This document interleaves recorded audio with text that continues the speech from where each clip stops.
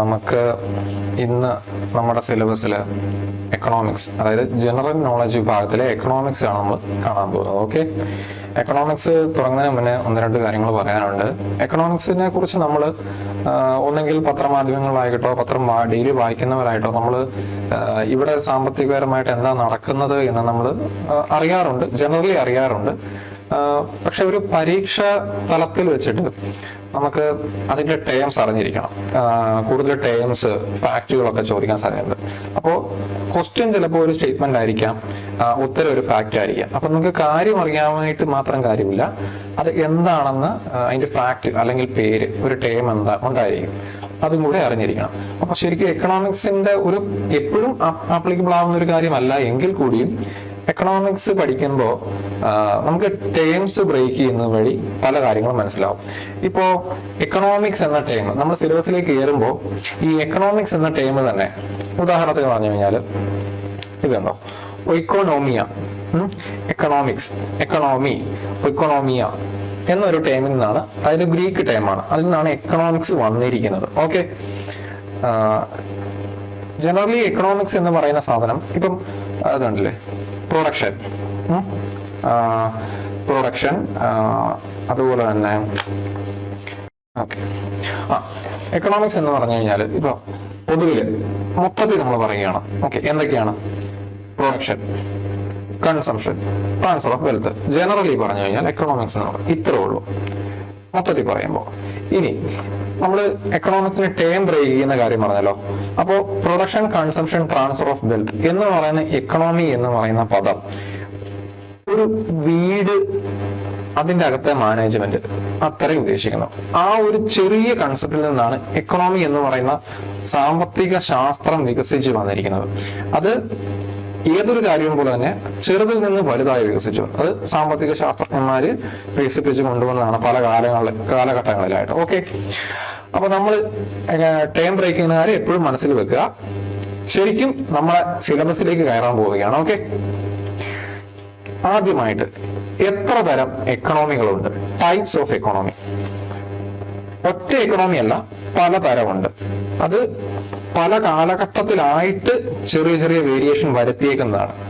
അപ്പൊ ഓരോ രാജ്യമായിരിക്കാം, ഓരോ റീജിയൻ ആയിരിക്കാം, ഓരോ ടൈപ്പ് ഓഫ് എക്കണോമിക്ക് ഉദാഹരണമാണ്.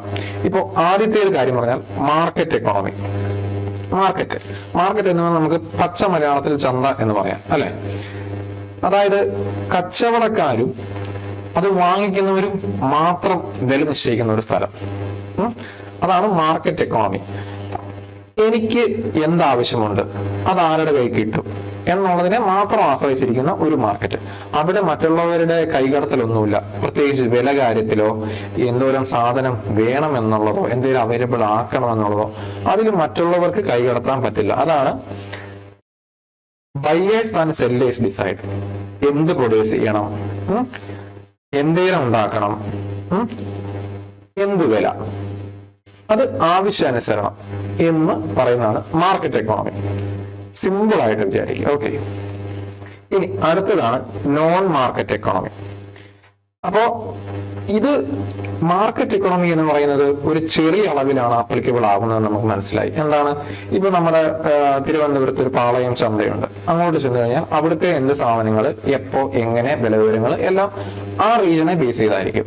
അതേസമയം ഒരു നോൺ മാർക്കറ്റ്, ഒരു ടിപ്പിക്കൽ ചന്ത അല്ലെങ്കിൽ മാർക്കറ്റ് എന്ന് പറയുന്ന ഒരു കൺസെപ്റ്റിൽ അല്ലാതെ കുറച്ചുകൂടെ വലിയ കൺസെപ്റ്റിലേക്ക് കയറുമ്പോൾ എക്കോണമി എന്ന് പറയുന്നത് ഗവൺമെന്റിന് കൈയുണ്ടാവും. എന്ന് വെച്ച് കഴിഞ്ഞാല് ഉദാഹരണം അരി. ഓക്കെ, അരി നമ്മള് റേഷൻ കടയിൽ നിന്ന് വാങ്ങുന്നത് ഒരു വലിയ പ്രോസസ് വഴിയാണ്. അതിനാദ്യം സർക്കാർ ചെയ്യുന്ന ഒരു കാര്യമുണ്ട്, താങ്ങുവില. ഓക്കെ, അപ്പൊ അരിയുടെ താങ്ങുവില സർക്കാർ പ്രഖ്യാപിക്കുന്നുണ്ട്, അല്ലെ? നമ്മൾ കേൾക്കുന്നുണ്ട് MSP. ഇത് ഒരു നോൺ മാർക്കറ്റ് എക്കോണമി എന്ന് വെച്ച് കഴിഞ്ഞാൽ സർക്കാർ എന്ന് പറയുന്ന ഒരു സംരംഭം പുറകിലിരുന്ന് വില നിശ്ചയിക്കുന്ന, അല്ലെങ്കിൽ എന്തോരം വേണം, എന്തോരം ഉണ്ട് എന്ന് തീരുമാനിക്കുന്ന ഒരു പരിപാടിയാണ് നോൺ മാർക്കറ്റ് എക്കോണമി. മറ്റേതെന്തായിരുന്നു? ഒരു ചെറിയ സ്ഥലത്ത് ആവശ്യക്കാരും കച്ചവടക്കാരും മാത്രം തമ്മിലുള്ള ഇടപാടാണ്. ഇത് അങ്ങനല്ല, കുറച്ചുകൂടെ വ്യാപ്തിയുണ്ട്. ഓക്കെ, ഇനി അടുത്ത കേസ് മിക്സഡ് എക്കോണമി. നമ്മൾ മാർക്കറ്റും പഠിച്ചു, നോൺ മാർക്കറ്റും പഠിച്ചു അല്ലേ? ക്ലിയർ ആണല്ലോ. ഇനി ഇത് രണ്ടുമല്ല, മിക്സഡ് എന്ന് പറഞ്ഞു കഴിഞ്ഞാല് ഇത് രണ്ടും കൂടെ ചേർന്നതാണ്. ഓക്കെ, രണ്ടും കൂടെ ചേർന്നത് എന്ന് വെച്ച് കഴിഞ്ഞാൽ ഗവൺമെന്റും ഉണ്ടാവും, നമ്മുടെ പീപ്പിൾ മാർക്കറ്റ്, ചെറിയ ചെറിയ മാർക്കറ്റും ഉണ്ടാവും. ഉദാഹരണം പറഞ്ഞു കഴിഞ്ഞാൽ ഇപ്പോ പ്രൈവറ്റ് ആശുപത്രിയുണ്ട്, ഗവൺമെന്റ് ആശുപത്രിയുണ്ട് അല്ലെ? ഇനി പ്രൈവറ്റ് സ്ഥാപനങ്ങൾ നമുക്കറിയാം, IT മേഖലകള്, പിന്നെ ബാങ്ക്, അങ്ങനെ പല കാര്യങ്ങളുണ്ട്. ഗവൺമെന്റ് കൂടുതൽ എന്തായിരിക്കും? വെൽഫെയർ, അത് ജനക്ഷേമത്തിന് വേണ്ടിയിട്ട് ഗവൺമെന്റ് പ്രവർത്തിക്കുന്നു. പ്രൈവറ്റ് ആയിട്ടുള്ള മാർക്കറ്റിൽ എന്തായിരിക്കും? മറ്റ് കൺസെപ്ഷനുകൾ, ഇപ്പം IT, ബാങ്ക്, നമ്മള് ടെലികോം, ഇതൊക്കെ. അപ്പൊ അതായത് ഇത് രണ്ട് വീൽ എന്ന നിലയിൽ, അതായത് നമ്മുടെ ഇന്ത്യൻ സാമ്പത്തിക വ്യവസ്ഥയെ താങ്ങിക്കൊണ്ടുപോകുന്ന രണ്ട് ചക്രങ്ങൾ എന്ന നിലയ്ക്കാണ് നമ്മുടെ മിക്സഡ് എക്കോണമി പ്രവർത്തിക്കുന്നത്. അതിനകത്ത് ആരൊക്കെയുണ്ട്? ഗവൺമെന്റും ഉണ്ട്, പ്രൈവറ്റ് പ്ലേയേഴ്സും ഉണ്ട് അല്ലെ? അപ്പൊ ഒന്ന് ആലോചിച്ച് നോക്കിയേ, എക്കണോമി എന്ന് പറയുന്നത് എന്താണ്? ഒരു ചെറിയ വീട് മാനേജ് ചെയ്യുന്നു എന്നുള്ള കൺസെപ്റ്റിൽ നിന്ന് വികസിച്ചു വന്നതാണ്. അതിനകത്ത് മാർക്കറ്റ് എക്കോണമി ഉണ്ട്, നോൺ മാർക്കറ്റ് ഉണ്ട്, മിക്സഡ് ഉണ്ട് അല്ലെ? നമ്മുടെ എന്താണ്? മിക്സഡ് എക്കോണമിയാണ് കേട്ടോ. നമ്മൾ മിക്സഡ് എക്കോണമി ആകുന്നത് നമ്മുടെ LPG റീഫോംസ് 1991 നടന്ന LPG റീഫോംസിന് ശേഷമാണ് നമ്മൾ ഈ ഒരു മിക്സഡ് എക്കോണമി എന്ന് പറയുന്ന വ്യാപ്തി അങ്ങ് ആർജിക്കുന്നത് ശരിക്കും. ഓക്കെ, അതുവരെ നമ്മൾ മിക്സഡ് എക്കോണമി ആയിരുന്നുവെങ്കിലും ലിമിറ്റഡ് വേർഷൻ ആയിരുന്നു. ഓക്കെ,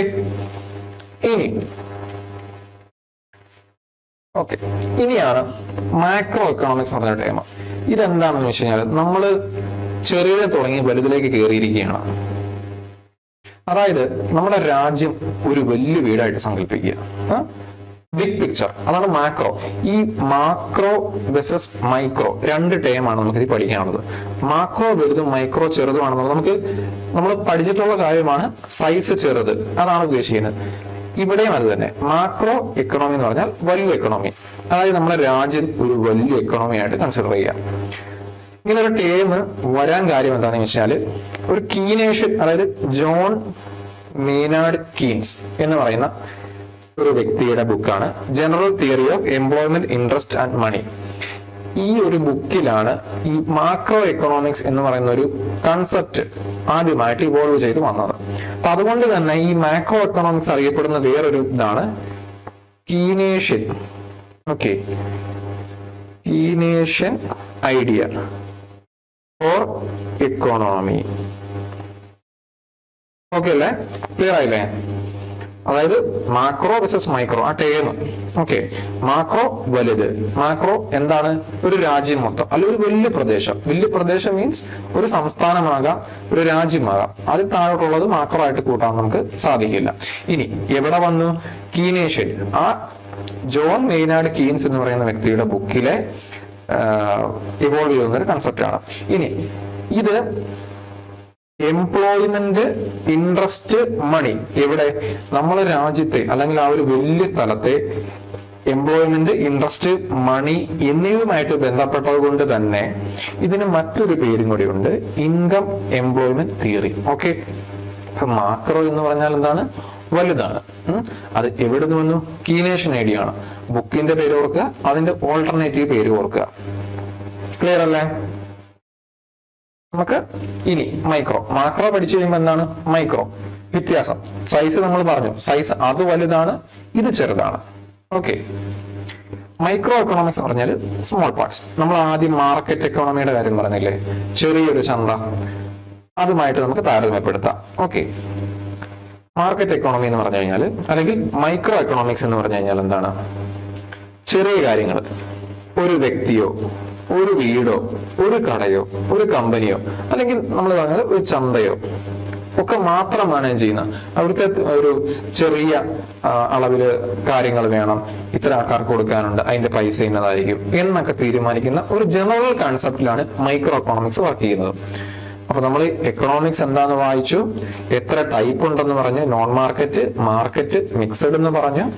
ഇനി മാക്രോ വായിച്ചു, മൈക്രോയും കണ്ടു. ക്ലിയർ അല്ലേ? മുന്നോട്ട് പോകാമല്ലോ അല്ലെ? ഇനി എക്കണോമിക്സ് എന്ന് പറയുന്ന ഒരു വലിയ കാര്യത്തെ പഠിക്കാനും അറിയാനും നിലനിർത്താനും ഒക്കെ ആയിട്ട് പലതായിട്ട് വിഭജിച്ചിട്ടുണ്ട്, പല സെക്ടറുകളായിട്ട്. ഓക്കെ, പല സെക്ടറുകൾ. സെക്ടർ, ആദ്യത്തെ സെക്ടറാണ് പ്രൈമറി. പ്രൈമറി മീൻസ് ആദ്യത്തെ. എന്തുകൊണ്ടാണെന്ന് വെച്ച് കഴിഞ്ഞാൽ ഇതിൽ നിന്നാണ് എല്ലാം തുടങ്ങുന്നത്. അതുകൊണ്ടാണ് പ്രൈമറി എന്ന് പറയുന്നത്. ഞാൻ പറഞ്ഞല്ലോ എക്കണോമിക്സ് ടേം ബ്രേക്ക് ചെയ്യുന്ന കാര്യം പറഞ്ഞല്ലോ. പ്രൈമറി സെക്ടർ, ആദ്യത്തെ കാര്യം. ഓക്കെ, ആദ്യത്തെ ഇതിൽ നിന്നാണ് മറ്റെല്ലാം ഉണ്ടാകുന്നത്. ഉദാഹരണം പറഞ്ഞു കഴിഞ്ഞാല് നമ്മൾ പ്രകൃതിയിൽ നിന്നുമായിട്ട് എടുത്ത് എന്തൊക്കെ ഉണ്ടാക്കുന്നുണ്ടോ, ഉൽപാദനം നേരിട്ട് പ്രകൃതിയിൽ നിന്ന് എടുത്ത് എന്തെല്ലാം ഉൽപ്പാദിപ്പിക്കുന്നുണ്ടോ അതെല്ലാം പ്രൈമറി സെക്ടറിൽ വരുന്നതാണ്. ഏറ്റവും ആദ്യ ഉദാഹരണമാണ് കൃഷി, അരി, മീൻ പിടിക്കുന്നത്. എന്ന് വെച്ച് കഴിഞ്ഞാല് പ്രകൃതിയിൽ നിന്ന് എടുക്കുന്നത്. കാരണം അരി എടുത്ത് പൊടിച്ച് അരിപ്പൊടിയാകുന്നതാകുമ്പോഴത്തേക്കും എന്തായി, മാനുഫാക്ചറിംഗ് പോകും. അത് നമ്മൾ അടുത്തത് കാണും. അപ്പോൾ പ്രകൃതിയിൽ നിന്ന് എടുക്കുന്നത് എന്താണോ അത് ഉൽപാദനം തുടങ്ങുന്നതായതുകൊണ്ട് പ്രൈമറി, അത് പ്രകൃതിയുമായിട്ട് ബന്ധപ്പെട്ടിരിക്കുന്നു. ക്ലിയർ ആണല്ലോ? ഇനി അടുത്ത സെക്കൻഡറി. നമ്മൾ പറഞ്ഞു പ്രകൃതിയിൽ നിന്ന് എടുത്തു. ഇപ്പൊ എന്തെടുത്തു? അവിടെ നമ്മൾ അരി കണ്ടു. ഉദാഹരണം ഇവിടെ വീറ്റ്. ഓക്കെ, ഗോതമ്പെടുത്ത് ബ്രെഡ് ആക്കുന്ന ഒരു പരിപാടി ഉണ്ടല്ലോ, ഒരു ഫാക്ടറി വെച്ചിട്ട്. അതാണ് സെക്കൻഡറി, രണ്ടാമത്തെ. അപ്പൊ ഒന്ന് പ്രൈമറി, രണ്ട് സെക്കൻഡറി. നമ്മൾ ഓർത്താൽ മതി, നേച്ചറിൽ നിന്ന് എടുക്കുന്നു, മാനുഫാക്ചർ ചെയ്യുന്നു. ഓക്കെ, നേച്ചറിൽ നിന്ന് എടുത്ത ഗോതമ്പ് ബ്രെഡ് ആക്കുന്ന പരിപാടിയാണ് മാനുഫാക്ചറിങ്. അപ്പൊ അത് രണ്ടാമത്തെ, സെക്കൻഡറി. അങ്ങനെ ഏത്, ഇപ്പം നമ്മള് മണ്ണിൽ നിന്ന് കോൾ എടുക്കുന്നത് പ്രൈമറി ആണെങ്കിൽ ആ കോള് അടുത്ത സ്റ്റേജിലേക്ക് കൺവേർട്ട് ചെയ്യുന്നത്, ഇപ്പൊ എന്താണ്, കോള് പല കാര്യങ്ങൾക്കും ഉപയോഗിക്കുന്നുണ്ട് അല്ലെ. ഇപ്പൊ കോള് പല കാര്യങ്ങൾക്കും ഉപയോഗിക്കുന്ന സ്റ്റേജ് എന്ന് പറഞ്ഞു കഴിഞ്ഞാൽ സെക്കൻഡറി സെക്ടറാണ്. അങ്ങനെയൊക്കെ ക്ലിയർ ആണല്ലോ? പ്രകൃതി എടുക്കുന്നു, പ്രകൃതിയിൽ നിന്ന് എടുക്കുന്ന സാധനം എന്താണ്, കൺവേർട്ട് ചെയ്യുന്നു. കൺവേർട്ട് ചെയ്യുന്ന സ്റ്റേജാണ് സെക്കൻഡറി, രണ്ടാമത്തെ. ഇനി മൂന്നാമത്തെ ഒരു കാര്യമുണ്ട്, ടെർഷറി. ഓക്കെ, അത് സർവീസ് സെക്ടറാണ്. സേവനം എന്ന് പറഞ്ഞു കഴിഞ്ഞാൽ നമുക്ക് അവിടെ ഒരു സാധനം, അതായത് ഗുഡ്സ് കൊടുക്കുകയോ ഉണ്ടാക്കുകയോ ഒന്നുമല്ല, സേവനം ചെയ്യാണ്. ഓക്കെ, ക്ലിയർ കട്ട് ഡിസ്റ്റിങ്ഷൻ ഉണ്ട്. അവിടെ പ്രൈമറിയിലും സെക്കൻഡറിയിലും എന്താണ്, ഒരു ഗുഡ്സിന്റെ ഇൻവോൾവ്മെന്റ് എപ്പോഴും ഉണ്ടായിരുന്നു. സെക്കൻഡറി അത് തന്നെ, അതിനെ കൺവേർട്ട് ചെയ്യുന്നു. ടെർഷറി വരുമ്പോൾ എന്താണ്, ഗുഡ്സ് എന്ന് പറയുന്ന കൺസെപ്റ്റ് തീരെയില്ല, പകരം എന്താണ്, സേവനമാണ്. സേവനം കൊടുക്കുക എന്ന് പറഞ്ഞാൽ എന്താ ഉദ്ദേശിക്കുന്നത്? ഉദാഹരണം, ടീച്ചേഴ്സ് ടീച്ചിങ് സ്റ്റുഡൻസ്, ഡോക്ടേഴ്സ് പേഷ്യൻസിനെ പരിശോധിക്കുന്നു. നമുക്കറിയാം നമ്മുടെ KSRTC ഒക്കെ, ട്രാൻസ്പോർട്ട്, KSRTC, റെയിൽവേ, ബാങ്ക്, ഇതൊക്കെ ടെർഷറി സർവീസ് സെക്ടറുകളാണ്. ഓക്കെ, ക്ലിയർ ആണല്ലോ അല്ലെ? അതായത് സഹായിക്കുകയോ ബിസിനസ് ചെയ്യുകയോ, അത്രേ ഉള്ളൂ. സിമ്പിൾ ആണ്. ഓക്കെ, എപ്പോഴും എക്കണോമിക്സിനകത്ത് ടേമുകൾ ശ്രദ്ധിച്ചോളുക. ടേം, അതിന്റെ കൺസെപ്റ്റ്. അപ്പൊ 3 സെക്ടറുകൾ നമ്മൾ പഠിച്ചു. ക്ലിയർ ആണല്ലോ അല്ലെ? ഇനി വീണ്ടും ഉണ്ട് ക്വാട്ടേർണറി സെക്ടർ. ഇത് ഈ കണ്ട 3 സെക്ടർ പോലെയല്ല. അതായത് അറിവും വിവരവും വെച്ചിട്ടുള്ള കാര്യങ്ങളാണ്. ഉദാഹരണത്തിന് റിസർച്ച് ചെയ്യുന്നവര്, അഡ്വാൻസ് ടെക്നോളജി വികസിപ്പിക്കുന്നവര്, അതായത് കൂടുതൽ ഫിസിക്കൽ ലേബറിന് പകരം ബ്രെയിൻ ഉപയോഗിക്കുന്നവര്. ഓക്കെ, ഇതാണ് ഇതിന്റെ ഹൈലൈറ്റ് സാധനം, ബ്രെയിൻ. ഓക്കെ, ബ്രെയിൻ യൂസ് ചെയ്യുക. അതായത് സോഫ്റ്റ്വെയർ ഡെവലപ്പ് ചെയ്യുന്നത്, ഡേറ്റ അനാലിസിസ്, സയന്റിസ്റ്റുകള്, ഓക്കെ, ISRO, അങ്ങനെയുള്ള DRDO നമ്മുടെ സ്ഥാപനമാണ്. ഇതൊക്കെ ക്വാട്ടേർണറി സെക്ടറാണ്. എന്താണ്, നോളജോ ഇൻഫർമേഷനോ അല്ലെങ്കിൽ ബ്രെയിൻ യൂസേജ്. ഫിസിക്കൽ ലേബർ അല്ല, ഗുഡ്സ് അല്ല, സർവീസ് അല്ല. ഇതാണ് ക്വാട്ടേർണറി സെക്ടർ. ക്ലിയർ അല്ലേ? അടുത്തത് ക്വീനറി സെക്ടർ. ക്വീനറി, ഈ പേരുകൾ ഓർത്തിരുന്നോണം കേട്ടോ. Primary, secondary, tertiary, quaternary, quinary. Spelling നോക്കി വെച്ചോണേ. ഈ ക്വീനറി എന്ന് പറഞ്ഞു കഴിഞ്ഞാൽ ടോപ്പ് ലെവൽ, ഏറ്റവും ഉയർന്ന തലത്തിൽ. ഇപ്പൊ നമ്മള് ഒരു സിംബോളിക്കായിട്ട് ഞാൻ പറയാം, നമ്മൾ ഇലുമിനാറ്റി എന്നൊക്കെ പറഞ്ഞ് കേട്ടിട്ടുണ്ടല്ലോ, എവിടെയോ ഇരുന്ന് തീരുമാനങ്ങൾ എടുക്കുന്ന ആൾക്കാർ എന്നൊക്കെ പറഞ്ഞു. അതാണ് അതിന്റെ ഒരു കൺസെപ്റ്റ്. ഉദാഹരണം പറഞ്ഞാൽ നമ്മുടെ സംസ്ഥാനം കേരളത്തിലേക്ക് വന്നാൽ അല്ലെങ്കിൽ ഇന്ത്യയിലേക്ക് വന്നാൽ മന്ത്രിസഭ, മന്ത്രിമാർ, അല്ലെങ്കിൽ അഡ്മിനിസ്ട്രേറ്റീവ് തലത്തിൽ തീരുമാനങ്ങൾ. ഇനി അതല്ലെന്നുണ്ടെങ്കിൽ ഒരു കമ്പനിയുടെ സിഇഒ, ഉദാഹരണം പറഞ്ഞാൽ സുന്ദർ പിച്ചായി, ഗൂഗിൾ സിഇഒ തുടങ്ങിയ ആൾക്കാർ ആ ഒരു ലെവലിൽ പോളിസി കാര്യങ്ങൾ, നയങ്ങൾ രൂപപ്പെടുത്തി അത് താഴെ തലത്തിലേക്ക് ഇംപ്ലിമെന്റ് ചെയ്യാനായിട്ട് ഡയറക്ഷൻ കൊടുക്കുന്നത്. ഓക്കെ, അതാണ് ക്വീനറി സെക്ടർ. ഉദാഹരണം ministers, CEO, university VC. Okay, അതായത് വലിയ വലിയ തീരുമാനങ്ങൾ ഒരു വലിയ സമൂഹത്തെ ഇമ്പാക്ട് ചെയ്യുന്ന രീതി, അതാണ് ക്വീനറി സെക്ടർ. അപ്പൊ നമ്മള് 4 സെക്ടറുകൾ കണ്ടല്ലേ. അതിന്റെ ഒരു സമ്മറൈസ്ഡ് വേർഷൻ ആണ് ഇത്. പ്രൈമറി എന്തായിരുന്നു, പ്രകൃതിയിൽ നിന്ന് എടുത്തു, എക്സാമ്പിൾ കണ്ടു, ഫാമിങ്, ഫിഷിംഗ്, മൈനിങ്. സെക്കൻഡറി എന്തായിരുന്നു, ആദ്യത്തെ എടുത്ത കാര്യങ്ങളെ രണ്ടാമത് മറ്റൊന്നായിട്ട് കൺവേർട്ട് ചെയ്യും, അതാണ് സെക്കൻഡറി. അപ്പോ ആ കൺവേർഷൻ എന്നുള്ള കാര്യം ഓർത്തിരിക്കുക. അപ്പൊ അത് റോ മെറ്റീരിയൽസ് ഇവിടുന്ന് പ്രകൃതിയിൽ നിന്ന് എടുത്തത് ഫാക്ടറി വെച്ച് നമ്മൾ കൺവേർട്ട് ചെയ്യുന്നു. മൂന്നാമത്തത് സേവനം, അല്ലെ, KSRTC, റെയിൽവേ, ബാങ്ക് ഒക്കെ നമ്മൾ പറഞ്ഞതാണ്. ക്വാട്ടേണറി, നോളജ് ആൻഡ് ഇൻഫർമേഷൻ, അതല്ലെങ്കിൽ എന്തായിരുന്നു, ബ്രെയിൻ. ബ്രെയിൻ എന്നുള്ള കാര്യം നമ്മൾ പറഞ്ഞു അല്ലേ. അതായത് ഇനി ക്വീനറി ഹൈ ലെവലാണ് നമ്മൾ പറഞ്ഞത് അല്ലെ. ആര്, മന്ത്രിസഭ, മന്ത്രിമാര്, അഡ്മിനിസ്ട്രേറ്റീവ്, IAS IPS കാര്. ഓക്കെ, നമ്മൾ അതും പറഞ്ഞു. ക്ലിയർ ആണല്ലോ? ഇത്രയും ക്ലിയർ ആണല്ലോ? നമ്മൾ ഇത്ര നേരം എന്തൊക്കെയാ പഠിച്ചേ? എക്കണോമിക്സ് ആണ്. ടേമിന്റെ കാര്യം പറഞ്ഞു അല്ലെ. എക്കണോമിക്സിന്റെ ടേമിന്റെ കാര്യം പറഞ്ഞു. ടൈപ്പ് കണ്ടു, ടൈപ്പ് ഓഫ് എക്കണോമി കണ്ടു, സെക്ടേഴ്സ് കണ്ടു. ഇത്രയും ക്ലിയർ ആണല്ലോ അല്ലെ. നമുക്ക് അടുത്തൊരു കൺസെപ്റ്റിലേക്ക് പോവാം. അതെന്താന്ന് വെച്ചാൽ എങ്കൽ കർവ്. ഇത് നമ്മൾ ഇപ്പോഴൊരു മാർക്കറ്റിനെ കുറിച്ച് ആലോചിക്കുമ്പോൾ നമ്മൾ എന്താണ്, അവിടെ സാധനങ്ങൾ ഉണ്ടാവണം അല്ലേ. സാധനങ്ങൾ വാങ്ങണമെങ്കിൽ പൈസ വേണം. അപ്പോ നമ്മൾ സാധാരണ ചെയ്യുന്ന പരിപാടി നമ്മുടെ പൈസക്ക് അനുസരിച്ച് സാധനം വാങ്ങിക്കുക അല്ലെ.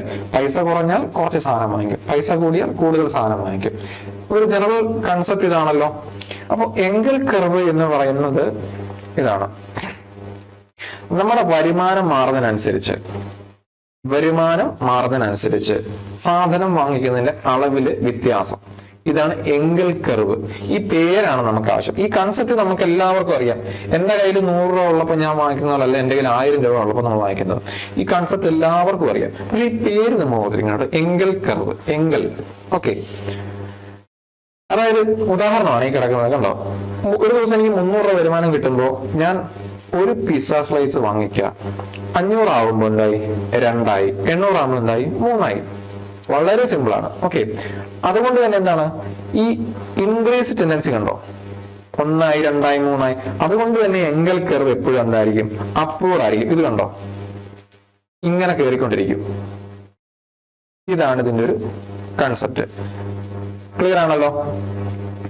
ഈ ഗ്രാഫിനകത്ത് ഒരു ചെറിയ മിസ്റ്റേക്ക് ഉണ്ട്, അതുകൊണ്ടാണ് ഇങ്ങനെ നടക്കുന്നത്. ശരിക്കും 800 ആകുമ്പോൾ നമ്മൾ 3 എണ്ണമാകും. ഓക്കെ, അപ്പൊ നമ്മുടെ ഗ്രാഫ് എന്തായാലും അപ്വേർഡ് ആണ് അല്ലെ. ഇപ്പൊ എങ്കൽ കർവ് എന്താണ്, വരുമാനത്തിനനുസരിച്ച് നമ്മൾ പർച്ചേസ് ചെയ്യുന്നതിന്റെ ഗ്രാഫാണ്. അത് എപ്പോഴും എങ്ങനെയാണ്, പ്രൊപ്പോർഷണൽ ആണ്. എങ്ങനെ പ്രൊപ്പോർഷണലാണ്, വരുമാനത്തിനനുസരിച്ച് അല്ലെ. ഇൻകം പ്രൊപ്പോർഷണൽ ടു പർച്ചേസ്, അതാണ് എങ്കൽ കർവ്. ഇൻകം കൂടിയാൽ പർച്ചേസ് കൂടും, ഇൻകം കുറഞ്ഞാൽ പർച്ചേസ് കുറയും. അത്രയേ ഉള്ളൂ. വെരി സിമ്പിൾ ആണ്. ഇനി അടുത്തതാണ് കുസ്നെറ്റ്സ് കർവ്. ഇനി കുസ്നെറ്റ്സ് കർവ് എന്ന് പറഞ്ഞു കഴിഞ്ഞാൽ എന്താണ്, സാമ്പത്തികമായിട്ടുള്ള നമ്മുടെ വികസനവും തുല്യതയില്ലായ്മയും. അതായത് ഒരു സ്ഥലം ഇക്വാളിറ്റി എന്നുള്ള കൺസെപ്റ്റ് എന്താണെന്ന് അറിയാലോ അല്ലെ? അടിസ്ഥാനപരമായിട്ട് എല്ലാവരും തുല്യരാണ്, അതാണ് ഇക്വാളിറ്റി. ഓക്കെ, ഇനി സാമ്പത്തികപരമായിട്ട് വികസിക്കുന്ന തോറും എങ്ങനെയാണ് തുല്യത ഉണ്ടാവുന്നത്, ഇല്ലാതാവണം, അത്രേ ഉള്ളൂ കുസ്നസ് കർവ്. എന്താണ്? സാമ്പത്തികമായിട്ടുള്ള വികസനം വരുമ്പോൾ തുല്യത എന്ന് പറയുന്നതിന് എന്ത് മാറ്റം, മൊത്തം തുല്യതയാവുമോ അതോ തുല്യത കുറയുമോ എന്ന് കാണിക്കുന്ന ഒരു കർവാണ് കുസ്നസ് കർവ്. ഓക്കെ, നമുക്ക് എന്താ നോക്കാം. അതായത് ഒരു രാജ്യം മൊത്തം പോറാണ്, പട്ടിണി, ദാരിദ്ര്യം. ഇപ്പൊ നമ്മള് ഒരു ഉദാഹരണം എടുത്തു കഴിഞ്ഞാൽ സുഡാനൊക്കെ നമുക്ക് പറയാം. അവിടെ ഒട്ടുമിക്ക ആൾക്കാരും ദാരിദ്ര്യരേഖയ്ക്ക് താഴെയുള്ളവരാണ്, ഭക്ഷണം ലഭിക്കാത്ത ആൾക്കാരാണ്. അപ്പൊ അവിടെ ഇൻഇക്വാളിറ്റി ലോ എന്ന് പറയാൻ കാര്യം എല്ലാവരും പട്ടിണിയാണ്. ഉദാഹരണം പറഞ്ഞാൽ 100 പേരുണ്ട്, 100 പേരിൽ 98 പേരും പട്ടിണിയോ ദാരിദ്ര്യമോ അവസ്ഥയാണെന്നുണ്ടെങ്കിൽ അവിടെ ഇൻഇക്വാളിറ്റി ലോ എന്ന് വെച്ചാൽ ഇക്വാലിറ്റിയാണ് കൂടുതൽ. 2 പേരേ ഉള്ളൂ അതിന് മേലുള്ളവര്. 98 പേരും എന്താണ്? ഈക്വൽ ആണ്. അതാണ് കൺസെപ്റ്റ്. ഇൻഇക്വാളിറ്റി ലോ ആണ്. ഓക്കെ, ഇനി വികസിച്ചു വരാൻ തുടങ്ങി. അപ്പൊ എന്തായി? ഒരു 60 പേര് പട്ടിണി, 40 പേര് എന്താണ്? പട്ടിണി മാറിയവരുമായി. അപ്പൊ 60-40 ആയി. കണ്ടോ? നമ്മൾ ഈ കർവ് നോക്കി പഠിക്കാം. പോറാണ്, പോറായിട്ടിരിക്കുമ്പോൾ എന്താണ്? ഇൻഇക്വാളിറ്റി ഏറ്റവും കുറവ്, ഇൻകം കുറവ്, ഇൻഇക്വാലിറ്റിയും കുറവ്. ഇനി ഇൻകം കൂടുമ്പോൾ എന്തായി? ഇൻഇക്വാലിറ്റി കുറച്ച് കുറഞ്ഞു, 60-40. ഇനി 50-50 എന്ന് പറയുന്നൊരു അവസ്ഥയുണ്ട്, അതാണ് ഇത്. മനസ്സിലായോ? 50 പേര് പട്ടിണിയോ ദാരിദ്ര്യമായിട്ട് കിടക്കുന്ന ഒരവസ്ഥ, 50 പേര് എന്താണ്? വികസിച്ചു, അവർക്ക് വരുമാനം ഉണ്ടായി. അത് പീക്ക് പോയിന്റ് ആണ് കേട്ടോ. ആ ഒരു പോയിന്റ് കഴിയുമ്പോൾ എന്ത് സംഭവിക്കും? 40 പേര് പട്ടിണിയും 60 പേര് സാമ്പത്തിക ഭദ്രത ആയവരുമാകും. അപ്പൊ എന്താവും? വീണ്ടും എന്താവും? ഇൻഇക്വാലിറ്റി കുറഞ്ഞു വരും. അതായത് ഇൻഇക്വാലിറ്റി എന്ന് പറയുന്ന കാര്യം കൂടിക്കൂടി വന്ന് കുറയുന്നു, ഈ അവസ്ഥയിൽ എത്തുന്നു. ഈ 2 അവസ്ഥയ്ക്ക് തമ്മിലുള്ള വ്യത്യാസം എന്താണ്? ഇവിടെ എല്ലാവരും പട്ടിണിയായിരുന്നെങ്കിൽ ഇവിടെ എല്ലാവരും നല്ല നില എത്തുന്ന അവസ്ഥ. ഇവിടെ പകുതി പേര് നല്ല നില, പകുതി പേര് അല്ലാതെ. വ്യത്യാസം മനസ്സിലായോ? കൂടിക്കൂടി വന്ന് കുറയുന്നു. സാമ്പത്തിക വികാസം കൂടുന്നതിനനുസരിച്ച് ഇൻഇക്വാലിറ്റി കൂടിക്കൂടി വന്ന് ഒരു പോയിന്റ് എത്തിയപ്പോ കുറച്ചായി, വീണ്ടും കുറഞ്ഞു വന്നു. ഈ 2 കാര്യം ഓർത്തിരിക്കുക. എന്ത്? ഒരറ്റത്ത് നല്ലത്, ഒരറ്റത്ത് ചീത്ത. അതാണ് കുസ്നസ് കർവ്. ഇനി അപ്പൊ നമ്മളിപ്പോ 2 കർവ് വായിച്ചു അല്ലെ? ഒന്നെന്തായിരുന്നു? വരുമാനത്തിനനുസരിച്ച് നമ്മൾ സാധനം വാങ്ങിക്കുന്നത്, എങ്കൽ കർവ്. അടുത്ത എന്തായിരുന്നു? കുസ്നസ് കർവ്. അതെന്താണ്? സാമ്പത്തിക വികാസം അതിനനുസരിച്ച് തുല്യത ഉണ്ടാവുന്നുണ്ടോ ഇല്ലയോ എന്ന് കാണിക്കുന്നതാണ് കുസ്നസ് കർവ്. മനസ്സിലായല്ലോ? അടുത്തതാണ് മാർക്കറ്റിംഗ് സ്ട്രക്ചേഴ്സ്, മാർക്കറ്റിന്റെ ഘടന. അത് നമുക്ക് പറയാം. നമ്മൾ എല്ലാവരും ശ്രദ്ധിച്ചാൽ മനസ്സിലാവും, നല്ല കോമ്പറ്റീഷൻ. എന്താണ്? ഒരു പ്രൊഡക്റ്റ്, ഒരേ ഒരു പ്രൊഡക്റ്റിന് വേണ്ടി പല ആൾക്കാർ അത് വിൽക്കുന്നുണ്ട്. ഓക്കെ, അതുകൊണ്ട് തന്നെ പൈസ അതിന് എത്ര വിലയ്ക്ക് വിൽക്കണം എന്നുള്ള കാര്യം ആർക്കും കൺട്രോൾ ചെയ്യാൻ പറ്റാത്തൊരവസ്ഥയുണ്ട്. ഒരാൾക്ക് അതിനകത്ത് ഡിസിഷൻ എടുക്കാൻ പറ്റത്തില്ല. ഉദാഹരണം പറഞ്ഞാൽ നമ്മള് അങ്കമാലിയുടെ വരെ സിനിമ കണ്ടവരായിരിക്കും. അതിനകത്ത് അപ്പാണി രവിയും നമ്മുടെ പെപ്പയുടെ ഗ്യാങ്ങുമായിട്ട് ഒരു വഴക്കുണ്ടാവുന്നുണ്ട്. എന്താണ്? പെപ്പയുടെ ഗ്യാങ് പോർക്കിന്റെ വില കുറച്ചു വെക്കുന്ന ഒരവസ്ഥ. അന്നേരം അപ്പാണി രവി വന്ന് വഴക്കുണ്ടാക്കുന്ന ഒരു സീനുണ്ട് അല്ലെ? കണ്ടതായിരിക്കാം. അത് തന്നെയാണ് പെർഫെക്റ്റ് കോമ്പറ്റീഷൻ. അവരെന്തിനാണ് വഴക്കുണ്ടാക്കുന്നത്? എല്ലാവരും കൊടുക്കുന്ന ഒരേ വിലയ്ക്കാണെങ്കിൽ ആ വിലയ്ക്ക് കൊടുക്കണം. നിങ്ങൾ വില കുറച്ച് കൊടുത്താൽ നിങ്ങൾക്ക് കച്ചവടം കൂടും, അവരുടെ കച്ചവടം പോകും. അപ്പോ അതാണ് പെർഫെക്റ്റ് കോമ്പറ്റീഷൻ. എന്താണ്? ആർക്കും കൺട്രോൾ ചെയ്യാൻ പറ്റത്തില്ല. അതാണ് പെപ്പ ചെയ്തത്. പെർഫെക്റ്റ് കോമ്പറ്റീഷൻ വെച്ചിട്ട് ആലോചിക്കാൻ പറ്റുന്ന കാര്യമല്ല. ഓക്കെ, ഇനി മോണോപോളി. നേരെ തിരിച്ചാണെങ്കിലോ? അവിടെ പെപ്പെ മാത്രമേ ഉള്ളൂ കച്ചവടക്കാരനെങ്കിൽ പെപ്പയ്ക്ക് എന്ത് ചെയ്യാം? പെപ്പയ്ക്ക് വില നിശ്ചയിക്കാം. അവന് തോന്നുന്ന വിലക്ക് വിൽക്കാം. ഉദാഹരണം പറഞ്ഞാല് എന്താ, ഒരു റിയൽ ലൈഫ് ഉദാഹരണമാണ്. നമ്മുടെ കേരളത്തില് കറണ്ട് KCB ആണ് അല്ലെ കൊടുക്കുന്നത്, റേറ്റ് തീരുമാനിക്കുന്നത് എല്ലാം. അതൊരു മോണോപോളിയാണ്. KCBക്ക് എന്തും ചെയ്യാം അല്ലെ? കറണ്ട് ചാർജ് കൂട്ടാം, കറണ്ട് ചാർജ് കുറയ്ക്കുന്ന പരിപാടി നടക്കാറില്ല, എന്തായാലും കൂട്ടാറുണ്ടല്ലേ? ഒരേ ഒരാളെ നമ്മളിവിടെ കണ്ടിരുന്നത് ആരാണ്? KCB. ഇവിടെ നമുക്ക് അങ്കമാലി ഡേയ്സിനൊക്കെ നല്ല ഉദാഹരണം KCB തന്നെയാണ് കേട്ടോ. Okay, KCB. ഇനി അടുത്തത് അടുത്ത ആരാണ്? Monopolistic competition. നമ്മൾ മോണോപോളി എന്താണെന്ന് കണ്ടു. ഇനി മോണോപോളിസ്റ്റിക് കോമ്പറ്റീഷൻ എന്താണെന്ന് അതൊരു ചെറിയ വ്യത്യാസമുണ്ട്. എന്താണെന്നറിയോ? അതായത് ഒരേ തരത്തിലുള്ള സാധനം, ഒരേ തരത്തിലുള്ള ഒരു പ്രൊഡക്റ്റ് പല ആൾക്കാർ വിൽക്കുന്നു. അതിൽ പലർക്കും ചെറിയ ചെറിയ കൺട്രോൾ ഉണ്ട്. എന്താണ് ഞാൻ കൃത്യമായിട്ട് പറഞ്ഞത്? ഇപ്പൊ ഉദാഹരണം പറഞ്ഞാല് ബർഗർ കമ്പനി, നമ്മൾ ബർഗർ കഴിച്ചിട്ടുള്ളവരായിരിക്കാം. പല ബർഗർ കമ്പനികളുണ്ട് അല്ലെ. ഇപ്പോ മക്ഡൊണാൾഡ്സ് ഉണ്ട്, ബർഗർ കിങ് ഉണ്ട്, നമ്മുടെ വൈസൈഡിലൊക്കെ കിട്ടുന്ന ലോക്കൽ ബർഗറുകളും ഉണ്ട്. ഇതിനെല്ലാം പല സൈസ്, പല ടേസ്റ്റ്, എന്താ പറയാ, അങ്ങനെ ചെറിയ ചെറിയ വേരിയേഷൻസ് ഉണ്ടല്ലേ. അപ്പോ ഞാനൊരു ബർഗർ ഉണ്ടാക്കി വെക്കുവാണെങ്കിൽ അതിന്റെ വില എനിക്ക് തീരുമാനിക്കാം. 100 രൂപയ്ക്ക് ബർഗർ ഒക്കെ. അതേസമയം ബർഗർ കിങ്ങിൽ ചെന്ന് കഴിഞ്ഞാലോ ബർഗർ സ്റ്റാൻഡേർഡ് റേറ്റ് ആയിരിക്കും. അവരുടെ ഷോപ്പിലെല്ലാം തന്നെ സ്റ്റാൻഡേർഡ് റേറ്റ് ആയിരിക്കും. ഇതായിരിക്കില്ല മക്ഡൊണാൾഡ്സിന്റെ അവസ്ഥ. അതാണ് ഒരു ബ്രാൻഡ് പല ആൾക്കാര്, ചെറിയ ചെറിയ വ്യത്യാസത്തില്. ഇതാണ് മോണോപോളിസ്റ്റിക് കോമ്പറ്റീഷൻ. ക്ലിയർ അല്ലേ? അടുത്താണ് ഒളിഗോപോളി. അതായത് വലിയ വലിയ ഫേംസ്, വലിയ വലിയ കമ്പനികൾ കൂടുതൽ സപ്ലൈ, കൂടുതൽ സാധനം മാർക്കറ്റിൽ എത്തിങ്ങനെ അവർ കൺട്രോൾ ചെയ്യുകയും. അപ്പോ ഒരു 4-5 പേരെ ഉണ്ടാവുള്ളൂ വലിയ ഫേംസ്. ഉദാഹരണം പറഞ്ഞാൽ ഒരു കാർ മാർക്കറ്റ് നമ്മുടെ ഇവിടെ നമുക്കറിയാം. ഹ്യുണ്ടായി ഉണ്ട്, മഹീന്ദ്ര ഉണ്ട്, മാരുതി സുസുക്കി ഉണ്ട്, ടാറ്റയുണ്ട്, ഇങ്ങനെയൊക്കെ ഇരിക്കുന്നു. ഇങ്ങനെ ഇരിക്കുന്ന സുപ്രഭാതമാണ് ടാറ്റ അങ്ങോട്ട് നാനോ അവതരിപ്പിച്ചു. ഓർക്കുന്നുണ്ടോ? അതായത് 1 ലക്ഷം രൂപയ്ക്ക് കാർ കിട്ടുക. ഒരു സാധാരണക്കാരനെ സംബന്ധിച്ച് അങ്ങനെ ഒരു കാർ അന്ന് സ്വപ്നം കാണാൻ പറ്റത്തില്ലായിരുന്നു. അന്ന് ഈ നാനോ അവതരിപ്പിച്ചത് മറ്റുള്ള കാർ കമ്പനികളെ ഒരുപാട് ബാധിച്ചു. ഇതാണ് ഒളിഗോപോളിക്ക് ഒറ്റ ഉദാഹരണം. മനസ്സിലായോ? അപ്പോ മറ്റു കാർ കമ്പനികൾക്ക് എന്ത് ചെയ്യേണ്ടി വന്നു?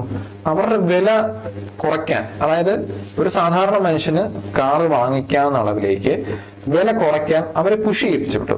അതാണ് അഫക്റ്റ് ചെയ്തു നമ്മൾ പറയുന്നത്. അപ്പൊ എന്താണ്? കുറച്ചു പേരേ ഉള്ളൂ. അപ്പോ അവര് സപ്ലൈ തീരുമാനിക്കുന്നു. അതുകൊണ്ട് തന്നെ ആരുടെയും ഒരു ചെറിയ ഡിസിഷൻ മേക്കിംഗിൽ ഡിഫറൻസ് മറ്റുള്ളവരെയും ബാധിക്കാം. ഞാനോ നല്ലൊരു ഉദാഹരണമായിട്ട് ഓർക്കുക. ഓക്കെ, ഇനി അടുത്തത് ഡുവോപോളി. 2 പേരേ ഉള്ളൂ, അവർ തമ്മിലാണ് കോമ്പറ്റീഷൻ. അല്ലെ, അവരുടെ കോമ്പറ്റീഷൻ ആണെന്ന് പറയാൻ പറ്റില്ല, അവരുടെ കയ്യിലാണ് എല്ലാം. അതാണ് 2 ആൾക്കാര് എന്റെ സപ്ലൈ ആൻഡ് സ്ട്രോങ്ലി ഇൻഫ്ലുവൻസ് ചെയ്യുന്നു. ഉദാഹരണം പറഞ്ഞാൽ ഇന്ന് നമുക്ക് ഒരുപാട് സോഫ്റ്റ് ഡ്രിങ്ക്സ് അറിയാം അല്ലെ. പക്ഷെ ഒരു കാലഘട്ടം വരെ പെപ്സിയും കോളയും മാത്രമേ ഉണ്ടായിരുന്നുള്ളൂ. അത് കഴിഞ്ഞാണ് 7up, ഫാൻഡ അങ്ങനെയൊക്കെ വരാൻ തുടങ്ങിയത്. അപ്പൊ ഡുവോപോളി എന്ന് പറഞ്ഞു കഴിഞ്ഞാൽ എന്താണ്? പെപ്സി, കൊക്കോള അവരങ്ങോട്ടും ഇങ്ങോട്ടും നമ്മുടെ സോഫ്റ്റ് ഡ്രിങ്ക് മാർക്കറ്റിനെ അടക്കി വാഴുന്നു. അതാണ് ഡുവോപോളി. Okay, soft drink. ഇതൊക്കെ എക്സാമ്പിളുകളാണ് കേട്ടോ. നമ്മളെപ്പോഴും എക്കണോമിക്സ് പഠിച്ചു കഴിയുമ്പോൾ, എന്റെ കൺസെപ്റ്റ് പഠിച്ചു കഴിയുമ്പോൾ നമുക്ക് പുറത്തോട്ട് ഇറങ്ങി നോക്കുമ്പോൾ വീണ്ടും ഇതിന്റെ പല പല ആപ്ലിക്കേഷൻസ് കാണാം. ഓക്കെ, ഇനി മോണോസോണി. ഇത് ഒരു എൻ്റയർലി ഡിഫറെന്റ് കൺസെപ്റ്റ് ആണ്. കാരണം എന്താണെന്ന് വെച്ച് കഴിഞ്ഞാല് നമ്മൾ ഇത്രയും നേരം സപ്ലൈയെ കുറിച്ചാണ് പറഞ്ഞുകൊണ്ടിരിക്കുന്നത്. സപ്ലൈ കൊടുക്കുന്നു, അത് വാങ്ങിപ്പിക്കുന്നു, അതിന് കോമ്പറ്റീഷൻ ഉണ്ടോ അതോ മോണോപോളിയാണോ? അതാണ് നമ്മൾ പറഞ്ഞുകൊണ്ടിരുന്നത്. ഇത് നേരെ തിരിച്ചാ. ഇത് ഒരു കാര്യം വാങ്ങിക്കാൻ ഒരാൾ മാത്രം ഉണ്ടാകുന്ന ഒരവസ്ഥയാണ്. ഉദാഹരണം പറഞ്ഞാൽ ഇപ്പൊ ഒരു ചെറിയ റീസൺ എടുക്കുക. അവിടെ ഒരു ഫാക്ടറിയേ ഉള്ളൂ. ഓക്കെ, ഒരു ഫാക്ടറിയേ ഉള്ളൂ. ഇവിടെ കുറെ ഫാമിലീസ് ഉണ്ട്. ഇവർക്ക് പുറലോകമായിട്ട് ബന്ധമൊന്നുമില്ല. അപ്പോ ഇവരെല്ലാം ജോലിക്ക് പോകണം. ഇവരുടെ ലേബർ, ഈ ലേബർ മുഴുവൻ വാങ്ങിക്കുന്ന ആരായിരിക്കും? ഈ കമ്പനി ആയിരിക്കും. മനസ്സിലായോ? അപ്പൊ ലേബർ വാങ്ങിക്കുക മീൻസ് ഇവരെ ജോലി എടുപ്പിച്ചിട്ട് ഇവർക്ക് ശമ്പളം കൊടുക്കും. ഇതിന് കുഴപ്പം എന്താണെന്ന് വെച്ച് കഴിഞ്ഞാല്, അപ്പോൾ ഇവർ കൊടുക്കുന്ന ശമ്പളം കുറവാണെങ്കിൽ അത് മേടിക്കേണ്ട ഒരു ഗതികേട് എന്ന് പറയുന്ന ഒരു അവസ്ഥയുണ്ട്. അതിലേക്ക് വരും. അപ്പൊ ഇതൊരു നെഗറ്റീവ് കൺസെപ്റ്റ് ആണ് മോണോസോണി എന്ന് പറയുന്നത്. മനസ്സിലായല്ലോ? നമ്മൾ ഇത്രയും പറഞ്ഞത് ഇന്ന് എന്തായാലും ഡിഫറെന്റ് ആണ്. എന്താണ്? വാങ്ങിക്കാൻ ഒരാള് മാത്രമാകുന്ന അവസ്ഥ, അതാണ് മോണോസോണി. മനസ്സിലായോ? ലേബർ വാങ്ങിക്കുക. മനസ്സിലായോ? ക്ലിയർ അല്ലേ? അപ്പൊ നമ്മൾ ഇത്ര നേരം എന്താ പറഞ്ഞുകൊണ്ടിരുന്നത്? എക്കണോമിയുടെ സ്ട്രക്ചറുകൾ അല്ലെ. പെർഫെക്റ്റ് കോമ്പറ്റീഷൻ പറഞ്ഞു അല്ലെ. അതാരായിരുന്നു? പെർഫെക്റ്റ് കോമ്പറ്റീഷൻ ആരായിരുന്നു? നമ്മൾ അങ്കമാലി ഡയറീസിന്റെ കാര്യം പറഞ്ഞു ഓർക്കുന്നുണ്ടല്ലോ. ഇനി മോണോപോളിയുടെ കാര്യം പറഞ്ഞു, എന്താണ് ഒരാൾ മാത്രം അല്ലെ, അത് KSAB നമ്മൾ കണ്ടു. പിന്നെ മോണോപോളിസ്റ്റിക് കോമ്പറ്റീഷൻ എന്താണ്, ഒരേ തരത്തിലുള്ള സാധനങ്ങൾ ചെറിയ ചെറിയ വ്യത്യാസത്തില് പലര് വെക്കുന്നു. ഒളിഗോപോളി എന്താണ്, കുറച്ച് പേര് ചേർന്ന് കാറും. നമ്മൾ നാനോയുടെ എക്സാമ്പിൾ കണ്ടു. ഡുവപ്പോളി കോള കമ്പനിയുടെ കാര്യം പറഞ്ഞു. മോണോസോണി എന്താണ്, അതാണ് ഏറ്റവും വെറൈറ്റി കാര്യം നമ്മൾ പറഞ്ഞത്, എന്താണ് ബൈ ചെയ്യുക, ലേബർ ബൈ ചെയ്യുന്ന കാര്യം നമ്മൾ പറഞ്ഞു. ക്ലിയർ അല്ലേ? നമുക്ക് അടുത്ത കാര്യത്തിലേക്ക് പോകാം.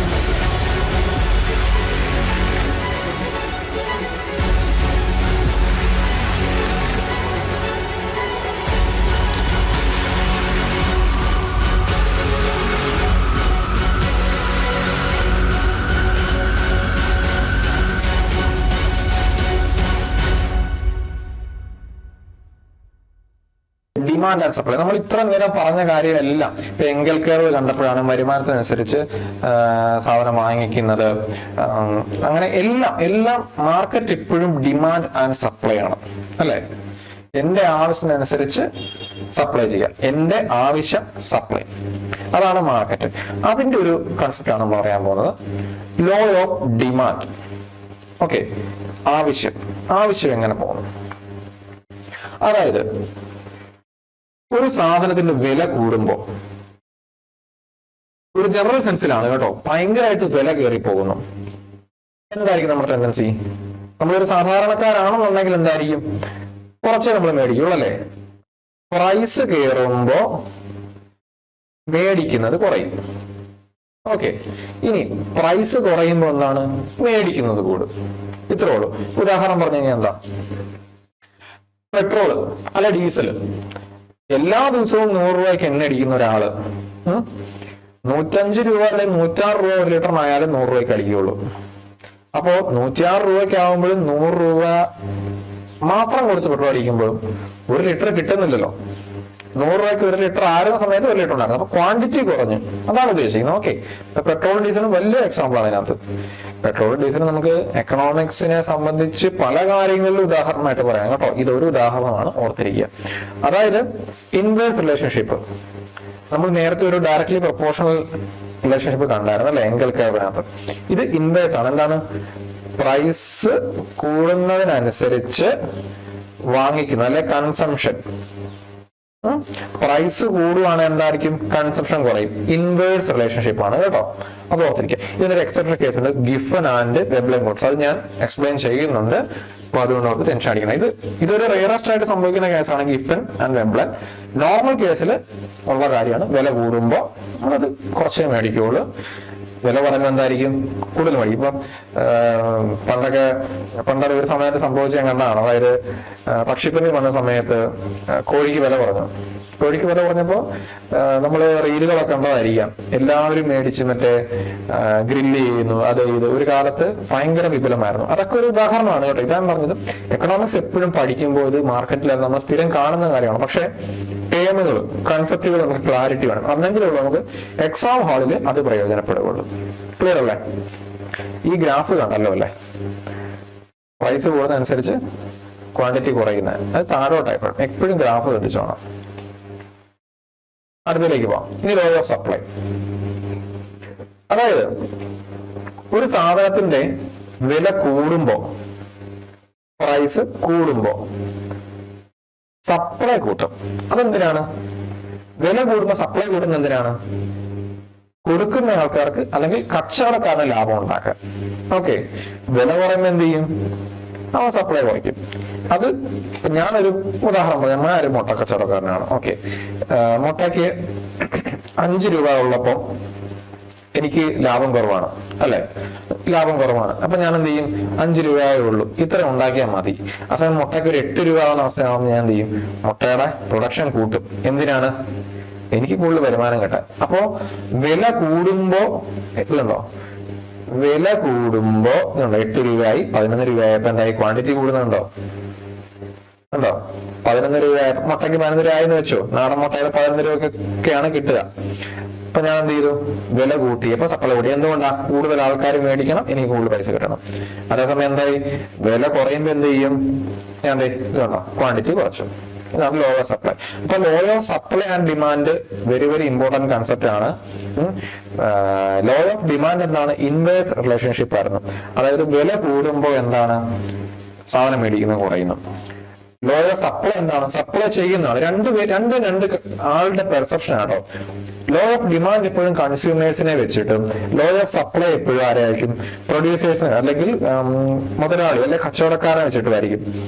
അപ്പോ ഞാൻ എന്റെ ഡിമാൻഡ് കൂടുന്നപ്പോഴാണ് സാധ്യത വില പറയുമ്പോൾ, നേരെ തിരിച്ച് കച്ചവടക്കാരന്റെ ആവശ്യം കൂടുന്നപ്പോഴാണ് വില കൂടി ലാഭം കിട്ടുക. ഇത് വ്യത്യാസമുണ്ട്. ഇത് ഓർത്തിരിക്കും. ക്ലിയർ ആണല്ലോ അല്ലെ? ഇനി നമ്മൾ 2 എക്സെപ്ഷൻ പറഞ്ഞത് ഗിഫനും വെബ്ലനും, നമ്മൾ അതിലേക്ക് എത്തുകയാണ്. Type of goods. അതായത് നമ്മൾ മാർക്കറ്റിൽ എപ്പോഴും സാധനങ്ങൾ ഇല്ലാതെ ഒരു പരിപാടിയില്ല. സാധനങ്ങളില്ലെങ്കിൽ മാർക്കറ്റ് ഇല്ല. അപ്പോൾ എന്തൊക്കെ തരം സാധനങ്ങളുണ്ട് അതാണ് സബ്സ്റ്റിറ്റ്യൂട്ട് ഗുഡ്സ്. സബ്സ്റ്റിറ്റ്യൂട്ട് ചെയ്യാന്ന് പറഞ്ഞാൽ ഒന്നൊന്നിന് പകരമാകുക, ഒന്നിന് മറ്റൊന്നിനെ റീപ്ലേസ് ചെയ്യാൻ പറ്റുക. ഇപ്പൊ ഉദാഹരണം പറഞ്ഞാൽ ചായ, കാപ്പി. കാപ്പിക്ക് കമ്പാരിറ്റീവ്ലി വില കൂടുതലാണ് അല്ലെ? അപ്പൊ അതുകൊണ്ട് എന്താണ് കൂടുതൽ ആൾക്കാർ ചായ വാങ്ങിക്കുന്നു. ഇതൊരു ബെസ്റ്റ് ഉദാഹരണമാണ് കേട്ടോ.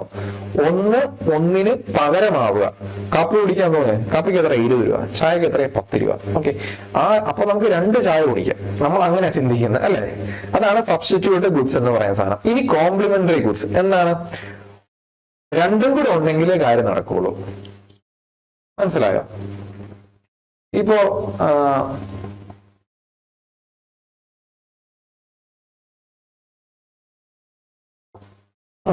അതായത് ഒന്നിന്റെ വില കൂടുമ്പോ മറ്റൊന്നിന്റെ വില കുറയുന്നു. ഇപ്പൊ ഉദാഹരണം പറഞ്ഞു കഴിഞ്ഞാല് നമ്മള് പെട്രോള് കണ്ടു അല്ലെ? പെട്രോൾ എന്താണ്? പെട്രോളിന് ഡീസലിന്റെ വില കൂടുമ്പോ നോർമൽ ആയിട്ടുള്ള നമ്മുടെ സാധാ കാറ്, ബൈക്കിനൊക്കെ ഉള്ള ഡിമാൻഡ് കുറഞ്ഞുകൊണ്ടിരിക്കുകയാണ്. പകരം എന്താണ്? ഇ വി വരുന്നു.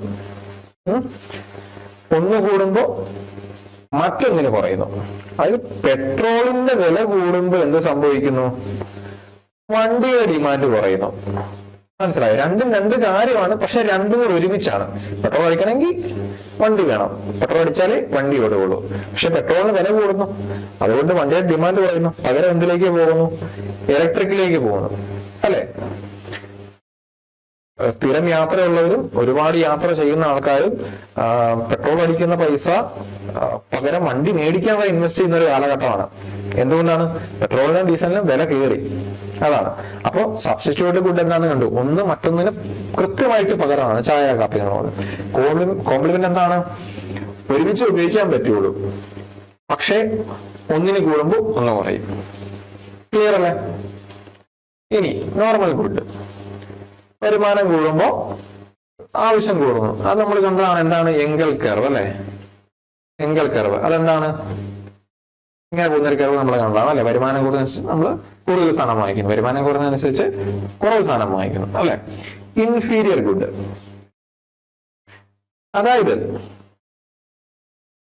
നമ്മൾ ഇൻഫീരിയർ ഗുഡ് എന്ന് പറഞ്ഞാൽ നമുക്ക് വരുമാനം കൂടുമ്പോ അതിനുള്ള ആവശ്യം അങ്ങ് കുറയും. ഇപ്പൊ ഏറ്റവും നല്ല മറ്റൊരു ഉദാഹരണമാണ്, നമ്മള് പൈസ കുറവുള്ള സമയത്ത് പബ്ലിക് യൂട്ടിലിറ്റീസ്, അതായത് ബസ് ആയിക്കോട്ടെ, ട്രെയിൻ ആയിക്കോട്ടെ, ഈവൻ മെട്രോ ഒക്കെ ആയിട്ട് നമ്മൾ യൂസ് ചെയ്യുള്ളൂ അല്ലെ? നല്ല വരുമാനം ഉണ്ട്, നമ്മുടെ കയ്യിൽ നല്ല പൈസ ഉണ്ടെങ്കിൽ നമ്മൾ എന്ത് ചെയ്യും? Bike, car. ഓക്കെ, നമുക്ക് സ്ഥിരം കാണുന്ന ഒരു കാഴ്ചയാണ് അല്ലെ? ടൗണിൽ കൂടെ പോയി കഴിയുമ്പോൾ ശ്രദ്ധിക്കാം, ഒരു മജോറിറ്റി കാറുകളിലും ഒരാളെ കാണുള്ളൂ, ചിലപ്പോൾ 2 പേര് അല്ലെ? അവർക്കപ്പോ അതിനുള്ള പൈസയുണ്ട്. പക്ഷെ എന്തുകൊണ്ടാണ്? അവർക്ക് പെട്രോൾ അടിച്ച് പോകാനുള്ള പൈസ ഉണ്ടെങ്കിലും അവർക്ക് മെട്രോയിൽ കയറാനോ ഒന്നും താല്പര്യമില്ല. അതാണ് വരുമാനം കൂടുന്നതിനനുസരിച്ച് ഡിമാൻഡ് കുറയുന്നു. ഓക്കെ, ഈ 4 ക്ലിയർ ആവുള്ളൂ അല്ലെ? Substitute, complementary, normal, inferior. Clear അല്ലേ? ഇൻഫീരിയറിന്റെ കൺസെപ്റ്റ് ഓർത്തിരുന്നു കേട്ടോ. റിവേഴ്സ് ആണ് നമ്മൾ മറ്റേ അവിടെ മോണോസോണി പറഞ്ഞ പോലെ. എന്താണ് മോണോസോണി? എന്തായിരുന്നു? അതായത് വാങ്ങിക്കാൻ ഒരാൾ മാത്രമുള്ള അവസ്ഥ. ഇത് നേരെ തിരിച്ചാണ്. ഇവിടെ അത് തന്നെയാണ്. വരുമാനം കൂടുന്നതനുസരിച്ച് നമുക്ക് ഒന്നിനുള്ള ഡിമാൻഡ് കുറയുന്നു, അത്രേ ഉള്ളൂ. ഇനി ഗിഫൻ ഗുഡ്സ്, നമ്മൾ അവിടെ എക്സെപ്ഷൻ പറഞ്ഞു. ഏതിനായിരുന്നു എക്സെപ്ഷൻ പറഞ്ഞിരുന്നേ? ലോ ഓഫ് ഡിമാൻഡിന് എക്സെപ്ഷൻ ആണിത്. ഗിഫൻ ഗുഡും വെബ്ലൻ ഗുഡും. ലോ ഓഫ് ഡിമാൻഡ് എന്തായിരുന്നു? ഇൻവേഴ്സ് ആണ്. വില കൂടുമ്പോ കൺസംഷൻ കുറയും. അതായിരുന്നു, ഓർത്തിരുന്നോളാം. അപ്പൊ എന്താണ് വിബനും ഗിഫനും? ഓക്കെ, അതായത് വിബൻ അല്ലെങ്കിൽ ഗിഫൻ അല്ലെങ്കിൽ വെബ്ലൻ എന്ന് പറഞ്ഞു കഴിഞ്ഞാല്, ഇപ്പോ നമ്മള് ഒരു ഉദാഹരണം പറയാം. ഞാൻ എല്ലാ ദിവസവും ചോറിന് ഒരുപാട് കറികൾ കൂട്ടിയാണ് കഴിച്ചുകൊണ്ടിരുന്നത്. നല്ലൊരു സദ്യ എന്ന് പറയാം. അതേസമയം പച്ചക്കറിയുടെ വില കൂടി, പച്ചക്കറിക്ക് കാര്യമായിട്ട് വില കൂടി, എനിക്ക് മേടിക്കാനുള്ള പൈസയുമില്ല. അതേസമയം അരി വില മാറ്റമില്ല. അപ്പൊ ഞാൻ എന്ത് ചെയ്യും? പച്ചക്കറി ഓരോന്നായിട്ട് കട്ട് ചെയ്ത് കറി കൂട്ടി കഴിക്കുന്നത് അങ്ങ് നിർത്തിയിട്ട് അരി കൂടുതൽ മേടിക്കാൻ തുടങ്ങും. സിമ്പിൾ ആയിട്ട് പറഞ്ഞാൽ ഇതാണ് ഗിഫ്റ്റ് ആൻഡ് ഗുഡ്സ്. അതായത് ഈ പുവർ ക്വാളിറ്റി എന്ന് പറയുന്നത് നമ്മൾ അങ്ങനെ ആ സെൻസിൽ എടുക്കണ്ട. ഇപ്പൊ ഇനി അത് വേറെ തരത്തിൽ പറയാനാണെന്നുണ്ടെങ്കിൽ ഇപ്പൊ ഒരേ അരി തന്നെ പല ബ്രാൻഡുണ്ട്. അരിയുടെ ഏറ്റവും കുറഞ്ഞ വില എടുക്കുക നമ്മള്. ഓക്കെ, ഏറ്റവും 1 കിലോയ്ക്ക് ഏറ്റവും കുറഞ്ഞ വില ഏതാണോ, നമ്മൾ പൈസ കുറഞ്ഞിരിക്കുമ്പോൾ ആ കുറഞ്ഞ വിലയ്ക്ക് 10 കിലോ മേടിക്കാൻ വെച്ചു. എന്നിട്ട് പച്ചക്കറി മേടിക്കാനുള്ള പൈസയും കൂടെ കൂട്ടി ആ 10 കിലോ മേടിക്കുന്നു. ഇതാണ് ഗിഫ്റ്റ് ആൻഡ് ഗുഡ്സ് എന്ന് പറയുന്നത്. ഓക്കെ, ക്ലിയർ ആയെന്ന് കരുതുന്നു. അതായത് പല ബ്രാൻഡുണ്ട്. ഏറ്റവും ബ്രാൻഡിൽ ക്വാളിറ്റി കുറഞ്ഞൊരു സാധനം വാങ്ങിയിട്ട് അതിന് സൈഡായിട്ട് വാങ്ങിച്ചിരുന്ന മറ്റു കാര്യങ്ങളൊക്കെ നമ്മൾ ഒഴിവാക്കുന്നു. അതാണ് poor quality essential good. Essential എന്ന് പറഞ്ഞാൽ എന്താണ്, നമുക്ക് ആവശ്യമുള്ളതാണ് അരി എന്ന് ഞാൻ എടുത്തു പറഞ്ഞത്. ഓക്കെ, എന്തിന്റെയാ, മറ്റു കാര്യങ്ങളുടെ വില കയറി, പച്ചക്കറിയുടെ വില കയറിയ കാര്യം പറഞ്ഞു. അതുകൊണ്ട് നമ്മൾ എന്തായി, ഏറ്റവും കുറഞ്ഞ അരി 10 കിലോ മേടിച്ചു. ഇപ്പൊ ക്ലിയർ ആണല്ലോ. ഇനി വെബ്ലൻ ഗുഡ്സ്, അതായത് luxury goods where higher price itself increases demand due to status symbol. ഏറ്റവും നല്ല ഉദാഹരണമാണ് ഐഫോൺ, അല്ലെ? ഐഫോൺ എടുക്കുക, അയാളുടെ കയ്യിൽ ഐഫോൺ ആണ്, അല്ലെങ്കിൽ ഇന്നയാളുടെ കയ്യിൽ ഐഫോൺ ആണ്, ഐഫോൺ എന്ന് പറയുന്ന ഒരു സ്റ്റാറ്റസ് ഉണ്ട്. അല്ലെന്നുണ്ടെങ്കിൽ ഇപ്പോ റോൾസ് റോയ്സ് കാറ് ഒരു വെബ്ലൻ ഗുഡ് ആണ്. ഓക്കെ, ഇതിൽ പരം നല്ലൊരു ഉദാഹരണം ഇതിന് പറയാനില്ല. അപ്പൊ ഈ ടൈപ്പ് ഓഫ് ഗുഡ് എന്ന് പറയുന്ന ടോപ്പിക്ക് ക്ലിയർ ആണെന്ന് വിചാരിക്കുന്നു. Law of supply, type of good കണ്ടു. ടൈപ്പ് ഓഫ് ഗുഡ് എന്തൊക്കെയാന്ന് നമ്മൾ കണ്ടു. അതിനൊരു സമ്മറി ആയിട്ട് കൊടുത്തിരിക്കുകയാണ് കേട്ടോ. ഇത് സബ്സ്റ്റിറ്റ്യൂട്ട് ഗുഡ് എന്താന്ന് കണ്ടു, കോംപ്ലിമെന്ററി ഗുഡ് എന്താന്ന് കണ്ടു, പെട്രോള് കാറിന്റെ നമ്മൾ കണ്ടു, നോർമൽ ഗുഡ്. ഈഫൻ വെബ്ലൈനകത്ത് വന്നിട്ടില്ല, സോറി. ഓക്കെ, വെബ്ലൻ എന്തായിരുന്നു, ഐഫോൺ അല്ലെങ്കിൽ ബ്രാൻഡ് എന്നുള്ള കാര്യം ഓർത്തിരിക്കുക. ക്ലിയർ അല്ലേ? ഇനി വേറൊരു ഡിഫറെന്റ് കൺസെപ്റ്റിലേക്കാണ് നമ്മൾ വരുന്നത്. ഐസോ കോസ്റ്റ് ലൈൻ. ഓക്കെ, ഈ ടേം ഞാൻ പറഞ്ഞല്ലോ, എക്കണോമിയിൽ എപ്പോഴും ടേം ഇമ്പോർട്ടന്റ് ആണെന്ന് പറഞ്ഞല്ലോ. ഐസോ 1 അല്ലെങ്കിൽ ഒരുപോലെ എന്നുള്ള അർത്ഥമാണ് കോസ്റ്റ്. കോസ്റ്റ് എന്ന് പറഞ്ഞാൽ നമുക്കറിയാലോ, വില. അതായത് നമ്മുടെ കയ്യിൽ, എന്റെ കയ്യിൽ 100 രൂപയുണ്ട്, അല്ലെങ്കിൽ ഇപ്പോൾ ആദ്യം ഉദാഹരണം ഉണ്ടല്ലോ, എന്റെ കയ്യിൽ 10,000 രൂപയുണ്ട്. അതായത് ഒരു ഫിക്സഡ് ബഡ്ജറ്റ് ആണ്. ആ ബഡ്ജറ്റ് കൊണ്ട് എനിക്ക് വേണ്ട കാര്യങ്ങൾ എന്തൊക്കെ രീതിയിൽ 10,000 രൂപയ്ക്കുള്ളിൽ എനിക്ക് 10,000 രൂപ കൊടുത്ത് എനിക്കൊരു സാധനം ഉണ്ടാക്കണം. അതിനൊരു തൊഴിലാളി വേണം, മെഷീനും വേണം. 10,000 രൂപയ്ക്ക് എത്ര തൊഴിലാളി, എത്ര മെഷീൻ എന്നാണ്. കയ്യിലുള്ള പൈസക്ക് ഏതൊക്കെ തരത്തിൽ നമുക്കൊരു ഔട്ട്പുട്ട് എടുക്കാം. ക്ലിയർ അല്ലേ? അതാണ് ഇപ്പൊ കണ്ടോ, ഒരു വർക്കറിന് 1000, ഒരു മെഷീൻ 2000 വരുന്ന അവസ്ഥ. 10,000 രൂപ ഉണ്ട് തരും. എങ്ങനെയൊക്കെ കോമ്പിനേഷൻ ആക്കാം? 10 വർക്കറിനെ എടുക്കാം, മെഷീൻ ഒന്നും എടുക്കണ്ട. 8 worker, 1 machine, 6 worker 2 machine, 4 worker 3 machine. ഇങ്ങനെ പല കോമ്പിനേഷൻ ഉണ്ട് കേട്ടോ. അത്ര ഉദ്ദേശമുള്ളൂ. കയ്യിൽ എത്ര രൂപയുണ്ട്, എന്റെ കയ്യിൽ എത്ര രൂപയുണ്ട്, അതിന് എങ്ങനെയൊക്കെ വിനിയോഗിച്ചാൽ എനിക്കൊരു ഔട്ട്പുട്ട് കിട്ടാം, അതാണ് ഉദ്ദേശിക്കുന്നത്. ഇത് ഐസോ കോസ്റ്റ് എന്ന് പറയാൻ കാര്യം ഇതാണ് കേട്ടോ. ഈ ലൈൻ ഇങ്ങനെ ഡൗൺവേർഡ്സ് ആണ്, അതുകൊണ്ടാണ്. ഓക്കെ, ഐസോ കോസ്റ്റ് ലൈൻ. ഇനി ഐസോ ക്വാണ്ട് ലൈൻ.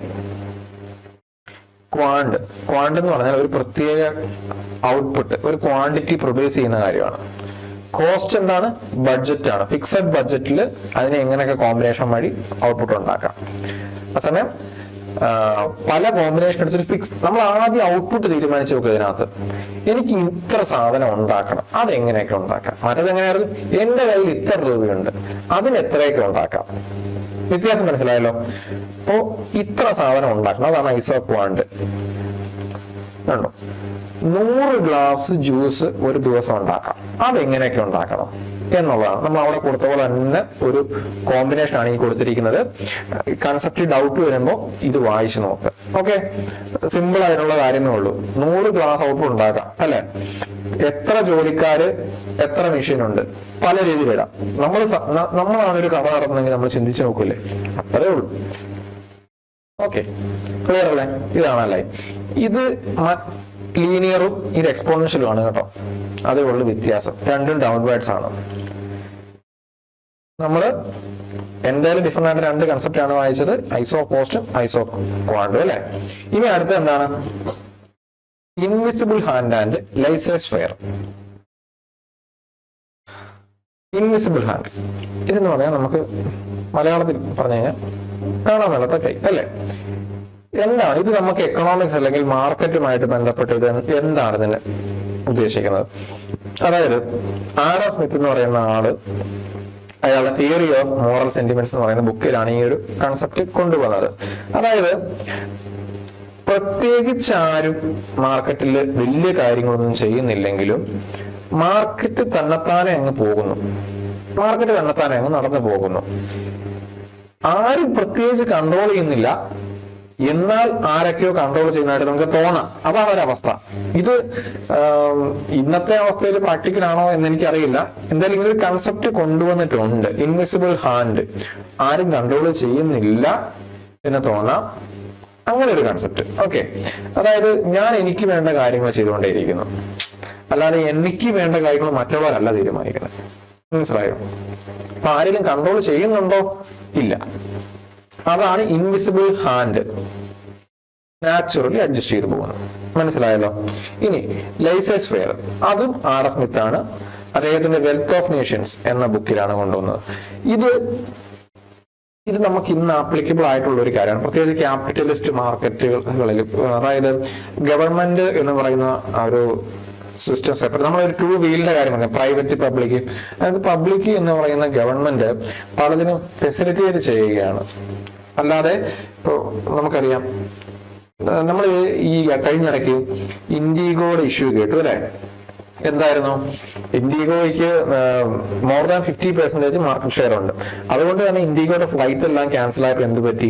മാർക്കറ്റ് മൊത്തത്തിൽ പ്രശ്നമായി, പൈസ കൂടി.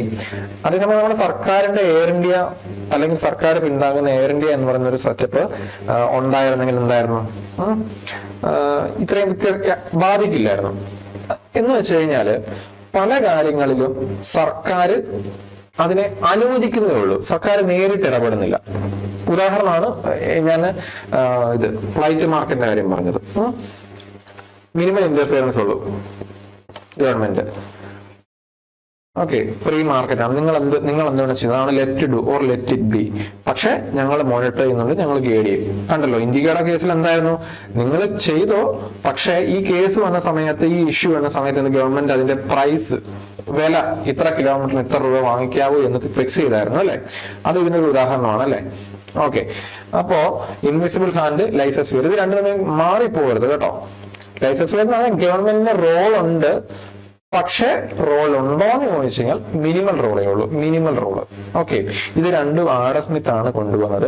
അപ്പൊ നമ്മുടെ പരീക്ഷ സംബന്ധിച്ചോളം ഇതിന്റെ എല്ലാ ഫാക്ടുകൾ ഇമ്പോർട്ടന്റ് ആണ്. ആഡം സ്മിത്ത് എന്ന പേര്, ബുക്ക്, ടേംസ്, അതിന്റെ കൺസെപ്റ്റുകൾ ഒക്കെ ഇമ്പോർട്ടന്റ് ആണ്. അപ്പൊ നമ്മളൊരു മേജർ പോർഷൻ, അതായത് എക്കണോമിക്സിലെ ബേസിക് ആയിട്ടുള്ള കൺസെപ്റ്റുകളെല്ലാം നമ്മൾ ഒന്ന് കണ്ടു.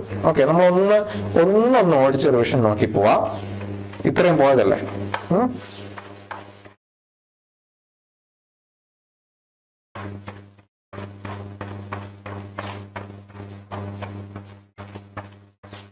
ണ്ടോ എക്കണോമിക്സ് എവിടുന്നാ വന്നേ?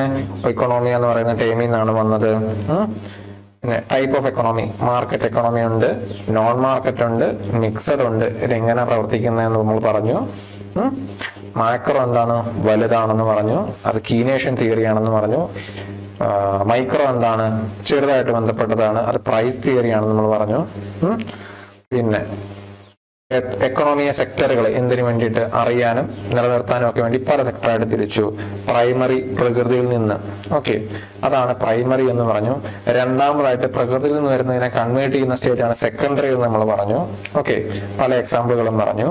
പിന്നീട് ടേർഷറി കണ്ടു. മൂന്നാമതായിട്ട് അതെന്തായിരുന്നു? ആദ്യത്തെ രണ്ടുമേ അല്ല, സഹായങ്ങളോ സർവീസ്, ബാങ്ക്, റെയിൽവേ ഒക്കെ നമ്മൾ കണ്ടു. പിന്നീട് നാലാമത്തേത്, അതായത് ബ്രെയിൻ യൂസ് ചെയ്യുന്നത്, അതാണ് അതിന്റെ കീവേഡ് കേട്ടോ. ബ്രെയിൻ യൂസ് ചെയ്യുന്ന കാര്യം നമ്മൾ കണ്ടു. അഞ്ചാമതായിട്ട് ഇതിനെല്ലാം നിയന്ത്രിക്കുന്ന, ടോപ്പ് ഡിസിഷൻസ് എടുക്കുന്ന ആ ഒരു ലെവല് നമ്മൾ കണ്ടു അല്ലെ. ഈ സെക്ടറിന്റെ സമ്മറിയാണിത്. എങ്കൽ കർവ് നമ്മൾ കണ്ടു. എന്തായിരുന്നു? വരുമാനം കൂടുന്നതിനനുസരിച്ച് നമ്മൾ സാധനം വാങ്ങിക്കുന്നതിന്റെ അളവിലെ മാറ്റം, ഇതാണ് എങ്കൽ കർവ് നമ്മൾ കണ്ടു. കുസ്നെറ്റ്സ് കർവ് എന്തായിരുന്നു? സാമ്പത്തിക വികസനവും തുല്യതയും തമ്മിലുള്ള ബന്ധമാണ് നമ്മൾ കണ്ടു. എങ്ങനെയാണ് തുല്യതയായിരുന്നു, തുല്യത ഇല്ലാതെ വന്നു, വീണ്ടും തുല്യതയാവുന്നു. അത് പോസിറ്റീവ് ആണ് നെഗറ്റീവ് ആണെന്നുള്ളത് നമ്മൾ കണ്ടു. രണ്ട് എൻഡില് അത് കണ്ടു. പിന്നെ market structure, competition, monopoly, monopolistic, oligopoly, duopoly, monopsony. ഈ മോണോസോണി വെറൈറ്റി ആണ്. നമ്മളത് പറഞ്ഞത് എന്താണ്, ഒരേ ഒരു ബയ്യർ വരുന്ന കേസാണ് നമ്മൾ കണ്ടു അല്ലെ. Demand and supply, market work ആണെങ്കിൽ ഡിമാൻഡ് ഉണ്ടായിരിക്കണം, സപ്ലൈ ഉണ്ടായിരിക്കണം. അതെങ്ങനെ വർക്ക് ചെയ്യുന്നു? വില കൂടുന്നതനുസരിച്ച് കൺസംഷൻ കുറയുന്നതാണ് ലോ ഓഫ് ഡിമാൻഡ്, അല്ലെങ്കിൽ അത് ഇൻവേഴ്സ് റിലേഷൻ ആണെന്ന് ഓർത്തിരിക്കുക. വില കുറഞ്ഞാൽ കൺസംഷൻ കൂടും, ഇൻവേഴ്സ് ആണെന്നുള്ളത് ഓർത്തിരിക്കുക. ഇനി ലോ ഓഫ് സപ്ലൈ എന്തായിരുന്നു? വില കൂടുമ്പോൾ എന്തായാലും കൂടുതൽ സപ്ലൈ കൊടുക്കുന്നു. എന്തിനാ? എനിക്ക് ലാഭം കിട്ടാൻ. മറ്റേത് കൺസ്യൂമേഴ്സിന്റെ ആണെങ്കിൽ ഇത് കച്ചവടക്കാരന്റെ കാഴ്ചപ്പാടിന്നാണ്. ഓക്കെ, അതായിരുന്നു വ്യത്യാസം. ഇനി സബ് ഗുഡ്സ് എന്താണ്? ഒന്നിനെ മറ്റൊന്നായിട്ട് മാറ്റുന്ന സബ്സ്റ്റിറ്റ്യൂട്ട് ആണ്, ഒന്നും മറ്റൊന്നുകൂടെ ചേർന്ന് പോകുന്നത് കോംപ്ലിമെന്ററി ആണ് നമ്മൾ പറഞ്ഞു. നോർമൽ ഗുഡ്സ് അത് നമ്മൾ പറഞ്ഞു. ഇൻഫീരിയർ എന്താണ്? നമ്മള് വരുമാനം കൂടുമ്പോൾ പബ്ലിക് യൂട്ടിലിറ്റീസ് ഉപയോഗിക്കുന്ന കുറയുന്നു അല്ലെ. ഉദാഹരണമായിട്ട് കണ്ടത് ഗിഫ്റ്റ് ആൻഡ് ഗുഡ്സ് എന്താണ്? അത് നമ്മൾ റെയർ കേസ് ആണെന്ന് പറഞ്ഞു. എന്താണ്? സദ്യ കഴിച്ചുകൊണ്ടിരിക്കുന്നു, കറി കട്ട് ചെയ്യുന്നു, അരി ഏറ്റവും കുറഞ്ഞത് മേടിക്കുന്നു, അങ്ങനെ എന്താണ്? അത് കൂടുതൽ മേടിക്കുന്നു. അതാണ് gift and goods. Payable and goods എന്താണ്? ലക്ഷറി, സ്റ്റാൻഡേർഡ് കാണിക്കാൻ വേണ്ടി. അപ്പൊ ഐഫോണിന്റെ കാര്യം, റോൾസ് റോയ്സിന്റെ കാര്യം പറഞ്ഞു. അതൊക്കെ തന്നെ ഐസോ കോസ്റ്റ് ലൈൻ പറഞ്ഞതാണ്. അതായത് ഒരു ഫിക്സഡ് ബഡ്ജറ്റ് വെച്ചിട്ട് അതിലെന്തേലും കിട്ടും, പല കോമ്പിനേഷൻ. ഫിക്സഡ് ബഡ്ജറ്റ് ആണ് ഐസോ കോസ്റ്റിന്റെ ബേസ്. ഓക്കെ, ഇനി ഐസോ കോസ്റ്റ് ലൈൻ എന്ന് പറയുമ്പോൾ ഐസോ ക്വാണ്ട് ഉണ്ട് അല്ലെ. ഐസോ ക്വാണ്ട് എന്താണ്? എനിക്ക് ഇത്ര ഔട്ട്പുട്ട് വേണം, നമ്മൾ ആദ്യം ഔട്ട്പുട്ടാണ് തീരുമാനിക്കുന്നത്. അതെങ്ങനെയൊക്കെ ഉണ്ടാക്കാം, അതാണ് ക്വാണ്ടിറ്റി, ഐസോ ക്വാണ്ട്. ഓക്കെ, ആ രണ്ട് കാര്യം പറഞ്ഞു. പിന്നെ ഇൻവിസിബിൾ ഹാൻഡ്, ലൈസോസ്ഫിയറിന്റെ കാര്യം പറഞ്ഞു. അങ്ങനെ നമ്മൾ ഒരു മേജർ പോർഷൻ കഴിഞ്ഞിരിക്കുകയാണ് അല്ലെ. ഇനി നമുക്ക് ബേസിക് കീ കൺസെപ്റ്റ് എല്ലാം പോയ സ്ഥിതിക്ക് നമുക്ക് അടുത്ത കാര്യത്തിലേക്ക് വരാം. എന്താണ്? National income. നാഷണൽ ഇൻകം എന്ന് പറഞ്ഞാൽ എന്താ ഉദ്ദേശിക്കുന്നത്? നമുക്ക് എല്ലാവർക്കും വരുമാനം ഉണ്ടല്ലേ. അപ്പൊ നമ്മൾ മാക്രോ എക്കണോമിക്സ് എന്ന ടൈം പറഞ്ഞപ്പോ എന്ത് പറഞ്ഞു? നമ്മുടെ രാജ്യം ഒരു വലിയ വീടായിട്ട് കൺസിഡർ ചെയ്യാം. നമ്മുടെ രാജ്യം അല്ലെങ്കിൽ നമ്മുടെ വീടായ രാജ്യത്തിന്റെ വരുമാനമാണ് നാഷണൽ ഇൻകം. എന്റെ വീടിന്റെ വരുമാനം, രാജ്യത്തിന്റെ വരുമാനം, അതാണ് നാഷണൽ ഇൻകം. വ്യത്യാസം മനസ്സിലായല്ലോ. ഇപ്പൊ മാക്രോ എക്കണോമിക്സ് എന്നുള്ള ടൈം അന്നേരം നമ്മുടെ മനസ്സിലേക്ക് വരണം കേട്ടോ. കാരണം നമ്മളിപ്പോ പഠിച്ചു കഴിഞ്ഞതേ ഉള്ളൂ. മാക്രോ എക്കണോമിക്സ് അന്നേരം മനസ്സിലേക്ക് വരണം. അപ്പൊ നമുക്ക് നാഷണൽ ഇൻകം എന്താണെന്നുള്ളത് നോക്കാം. നാഷണൽ ഇൻകം എന്താണെന്ന് വെച്ചാല് aggregate factor income earned by normal residents of a country in an accounting year. അല്ലെ, ഇൻ ആൻ അക്കൗണ്ടിങ് ഇയർ എന്താണ്? നമുക്ക് ടൈം ബ്രേക്ക് ചെയ്ത് നോക്കാം. Aggregate factor income. അഗ്രിഗേറ്റ് എന്താണ്?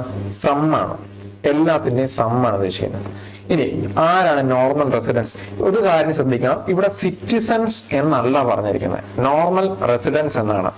നോർമൽ റെസിഡൻസ് എന്ന് പറഞ്ഞു കഴിഞ്ഞാല് ഏതാണ്ട് 180 അല്ലെങ്കിൽ 82 ദിവസം വരെ തുടർച്ചയായി നമ്മുടെ രാജ്യത്ത് താമസിക്കുന്നവർ ആരാണോ അവരെല്ലാം റെസിഡൻസ് ആണ്. സിറ്റിസൺസ് എന്നുള്ള ടൈം അല്ല, റെസിഡൻസ്. വ്യത്യാസം മനസ്സിലാക്കാൻ കരുതുന്നു. ഇനി അക്കൗണ്ടിങ് ഇയർ എന്നാണ്? ഒരു നിശ്ചിത കാലയളവാണ്, ഫിനാൻഷ്യൽ ഇയർ നമ്മൾ പറയും. ഇവിടെ നമ്മളെ സംബന്ധിച്ച് എന്താണ്? നമ്മുടെ ഇപ്പോഴത്തെ രീതി അനുസരിച്ച് ഏപ്രിൽ 1 മുതൽ മാർച്ച് 31 വരെയാണ്. ഓക്കെ, ക്ലിയർ അല്ലേ? അതായത് ഈ കാലയളവിൽ ഏപ്രിൽ 1 മുതൽ മാർച്ച് 31 വരെ ഇവിടെ താമസിച്ച എല്ലാവരുടെയും വരുമാനം നമ്മുടെ വരുമാനമാണ്. അതാണ് നാഷണൽ ഇൻകം. ക്ലിയർ അല്ലേ? എന്തൊക്കെയായിരിക്കും എന്ത് വരുന്നത്? ശമ്പളമുണ്ട്, സാലറി ഉണ്ട്, റെന്റ്, അങ്ങനെ എല്ലാം വരുന്നുണ്ട്. അതായത് ഇനി മറ്റൊരു ടൈമിൽ പറഞ്ഞതാണ് കേട്ടോ ഇത്. All final good, value of all final good. അതൊരു പ്രൊഡക്ഷൻ പെർസെപ്ഷൻ എന്ന് പറഞ്ഞിട്ടുണ്ടെന്നേ ഉള്ളൂ കേട്ടോ. ഇത് തന്നെയാണ് ഉദ്ദേശിച്ചിരിക്കുന്നത്, എല്ലാവരുടെയും വരുമാനം. ആ വരുമാനത്തിൽ എന്താണ് ഉണ്ടാക്കുന്ന സാധനങ്ങളുടെ എല്ലാം തുക എല്ലാം ഉൾപ്പെടുന്നുണ്ട്. അതാണ് all final goods and service എന്ന് പറഞ്ഞു കഴിഞ്ഞാൽ ഇത് തന്നെയാണ് വരുമാനം, നമ്മുടെ വരുമാനം, എല്ലാവരുടെയും വരുമാനം. ആരുടെ? നോർമൽ റെസിഡന്റ് ആയിട്ടുള്ളവരുടെ ഒരു അക്കൗണ്ടിങ് ഇയറിലെ വരുമാനമാണ് നാഷണൽ ഇൻകം. കിട്ടിയല്ലോ. ഇനി ഈ നാഷണൽ ഇൻകം നമ്മൾ കാൽക്കുലേറ്റ് ചെയ്യുന്ന ഒരു ഹിസ്റ്ററി ഉണ്ട്. നമുക്ക് ഇന്ത്യക്ക് ഒരു ഹിസ്റ്ററി ഉണ്ട്. ആദ്യമായിട്ട് നമ്മുടെ നാഷണൽ ഇൻകം കാൽക്കുലേറ്റ് ചെയ്യാൻ നോക്കിയത് ദാദാഭായ് നവറോജിയാണ്. ആ പേര് ഭയങ്കര ഫേമസ് ആണ്. കോമ്പറ്റേറ്റീവ് എക്സാമുകൾക്ക് പഠിക്കുന്ന എല്ലാവർക്കും ആ പേരറിയാം. ആരാണ്? Grand old man of India എന്നറിയപ്പെടുന്ന, അല്ലെങ്കിൽ പോവർട്ടി ആൻഡ് അൺബ്രിട്ടീഷ് റൂൾ എന്ന് പറയുന്ന ബുക്ക് എഴുതിയ, അതുമല്ലെന്നുണ്ടെങ്കിൽ 3 തവണ INC പ്രസിഡന്റ് ആയിരുന്ന, അതുമല്ലെങ്കിൽ ഒരു വെറൈറ്റി ഫാക്ടർ ഉണ്ട്, അദ്ദേഹം ബ്രിട്ടൻ പാർലമെന്റിലെ മെമ്പർ ആയിരുന്നു കേട്ടോ. അതുകൊണ്ട് ഗാന്ധിജിയുടെ ഗുരുവാണ്. അങ്ങനെ പല കാര്യങ്ങൾക്ക് അദ്ദേഹം വിശേഷിപ്പിക്കുന്നുണ്ട്. എന്തായാലും അദ്ദേഹം 1868 ആദ്യമായിട്ടാണ് നമ്മുടെ നാഷണൽ ഇൻകം കാൽക്കുലേറ്റ് ചെയ്യാൻ ശ്രമിച്ചത്. അദ്ദേഹം അന്ന് കണ്ടെത്തിയത് പെർ ക്യാപിറ്റ, PCI എന്ന് പറഞ്ഞാൽ പെർ ക്യാപിറ്റ ആണ് കേട്ടോ. പെർ ക്യാപിറ്റ ഇൻകം 20 ആണ്. എന്താണ് പെർ ക്യാപിറ്റ ഇൻകം? അതായത് ടോട്ടൽ പോപ്പുലേഷൻ അല്ലെ, നമുക്കൊരു മൊത്തം പോപ്പുലേഷൻ ഉണ്ട്. ആ ഉദാഹരണം പറഞ്ഞാൽ ഇപ്പൊ 10 പേരുണ്ടെന്ന് വെച്ചോ. 10 പേർക്കും കൂടെ 10 ലക്ഷം രൂപയുണ്ട്. 10 പേർക്കും കൂടെ 1, 3, 4, 5, 6, 10 ലക്ഷം രൂപയുണ്ട്. പക്ഷേ ഒരാൾക്ക് അതിൽ 5 ലക്ഷവും മറ്റേയാൾക്ക് 3 ലക്ഷവും ഒരാൾക്ക് 6 ലക്ഷവും 2 ലക്ഷവും അങ്ങനെയൊക്കെയാണ് പോകുന്നത്. പക്ഷെ പറഞ്ഞു വരുമ്പോ എന്താണ്, ഒരാൾക്ക് 1 ലക്ഷം രൂപ വെച്ചുകൊണ്ടെന്നായി പോകും. അതാണ് പെർ ക്യാപിറ്റ. കിട്ടിയോ? ക്ലിയർ അല്ലേ? പെർ ക്യാപിറ്റയുടെ കൺസെപ്റ്റ് അതാണ്. ഇനി സയന്റിഫിക് ആയിട്ട്, അതായത് പുള്ളി അന്ന് ദാദാഭായ് നവറോജി അന്ന് സയന്റിഫിക് ആയിട്ട് അല്ലെന്നാണ് പറയുന്നത്. എന്തായാലും സയന്റിഫിക് ആയിട്ട് ആദ്യമായിട്ട് ഇത് കാൽക്കുലേറ്റ് ചെയ്ത ആള് VKRV റാവു ആണ്. 1931-32. ഇദ്ദേഹം നമ്മുടെ 1969-71 കാലഘട്ടത്തിലെ യൂണിയൻ എഡ്യൂക്കേഷൻ മിനിസ്റ്ററാണ്. ഇന്ദിരാഗാന്ധി മന്ത്രിസഭയിലെ എഡ്യൂക്കേഷൻ മിനിസ്റ്റർ ആയിരുന്ന ആളായിരുന്നു കേട്ടോ. അദ്ദേഹം എന്ത് ചെയ്തു, നമ്മുടെ എക്കണോമിയെ പ്രൈമറി, സെക്കൻഡറി ആയിട്ട് ഒക്കെ ഡിവൈഡ് ചെയ്തിട്ട് അദ്ദേഹം കണ്ടുപിടിച്ചത് 62 രൂപ ഉണ്ടെന്നാണ്. ഇനി നമ്മൾ ആദ്യത്തെ ആരെ ചെയ്തെന്ന് പറഞ്ഞു, സയന്റിഫിക് ആയിട്ടുള്ള ആരാന്ന് പറഞ്ഞു. ഇനി ഒഫീഷ്യൽ, അതായത് ഒഫീഷ്യൽ എന്ന് പറഞ്ഞാൽ ഉദ്ദേശിക്കുന്നത് നമ്മളെ സ്വാതന്ത്ര്യമൊക്കെ നേടി നമ്മുടെ രാജ്യം എസ്റ്റാബ്ലിഷ് ആയി കഴിഞ്ഞപ്പോൾ ഒഫീഷ്യലി ഇതിനെ അറ്റംപ്റ്റ് ചെയ്ത ഒരാളാണ് PC മഹാലനോബിസ്. ആ പേരിനൊരു പ്രത്യേകത ഉണ്ട്. എന്താണെന്ന് വെച്ച് കഴിഞ്ഞാല് അദ്ദേഹമാണ് father of statistics, Indian statistics എന്നറിയപ്പെടുന്നത്. അദ്ദേഹത്തിന്റെ ബർത്ത്ഡേ ആണ് നമ്മൾ ജൂൺ 29, ജൂൺ 29 സ്റ്റാറ്റിസ്റ്റിക്സ് ഡേ ആയിട്ട് കണക്കാക്കപ്പെടുന്നത് കേട്ടോ. അദ്ദേഹം 51 ഈ നാഷണൽ ഇൻകം കാൽക്കുലേറ്റ് ചെയ്തു. അത് 225 രൂപയാണെന്ന് കണ്ടുപിടിച്ചു. പെർ ക്യാപിറ്റ ഇൻകം ഓരോ വ്യക്തിക്കും 225 രൂപ അന്നുണ്ട് എന്നാണ് കണ്ടുപിടിച്ചത്. പക്ഷെ ഞാൻ പറഞ്ഞ കൺസെപ്റ്റ് വെച്ച് ഓരോ വ്യക്തിക്കും അത്രയും കാണുമോ? ഇല്ല. ഒരാൾക്ക് 500 രൂപയും ഒരാൾക്ക് 100 രൂപയും ഒക്കെ ആയിരിക്കാം. പക്ഷെ എല്ലാം കൂടെ കൂട്ടി വന്ന് ആവറേജ് എടുക്കുമ്പോൾ എന്താണ്, ഒരാൾക്ക് 225 രൂപ വെച്ചുണ്ടെന്നുള്ള കണക്കാണ് കിട്ടിയത്. ഓക്കെ അല്ലേ? ക്ലിയർ ആണല്ലോ അല്ലെ?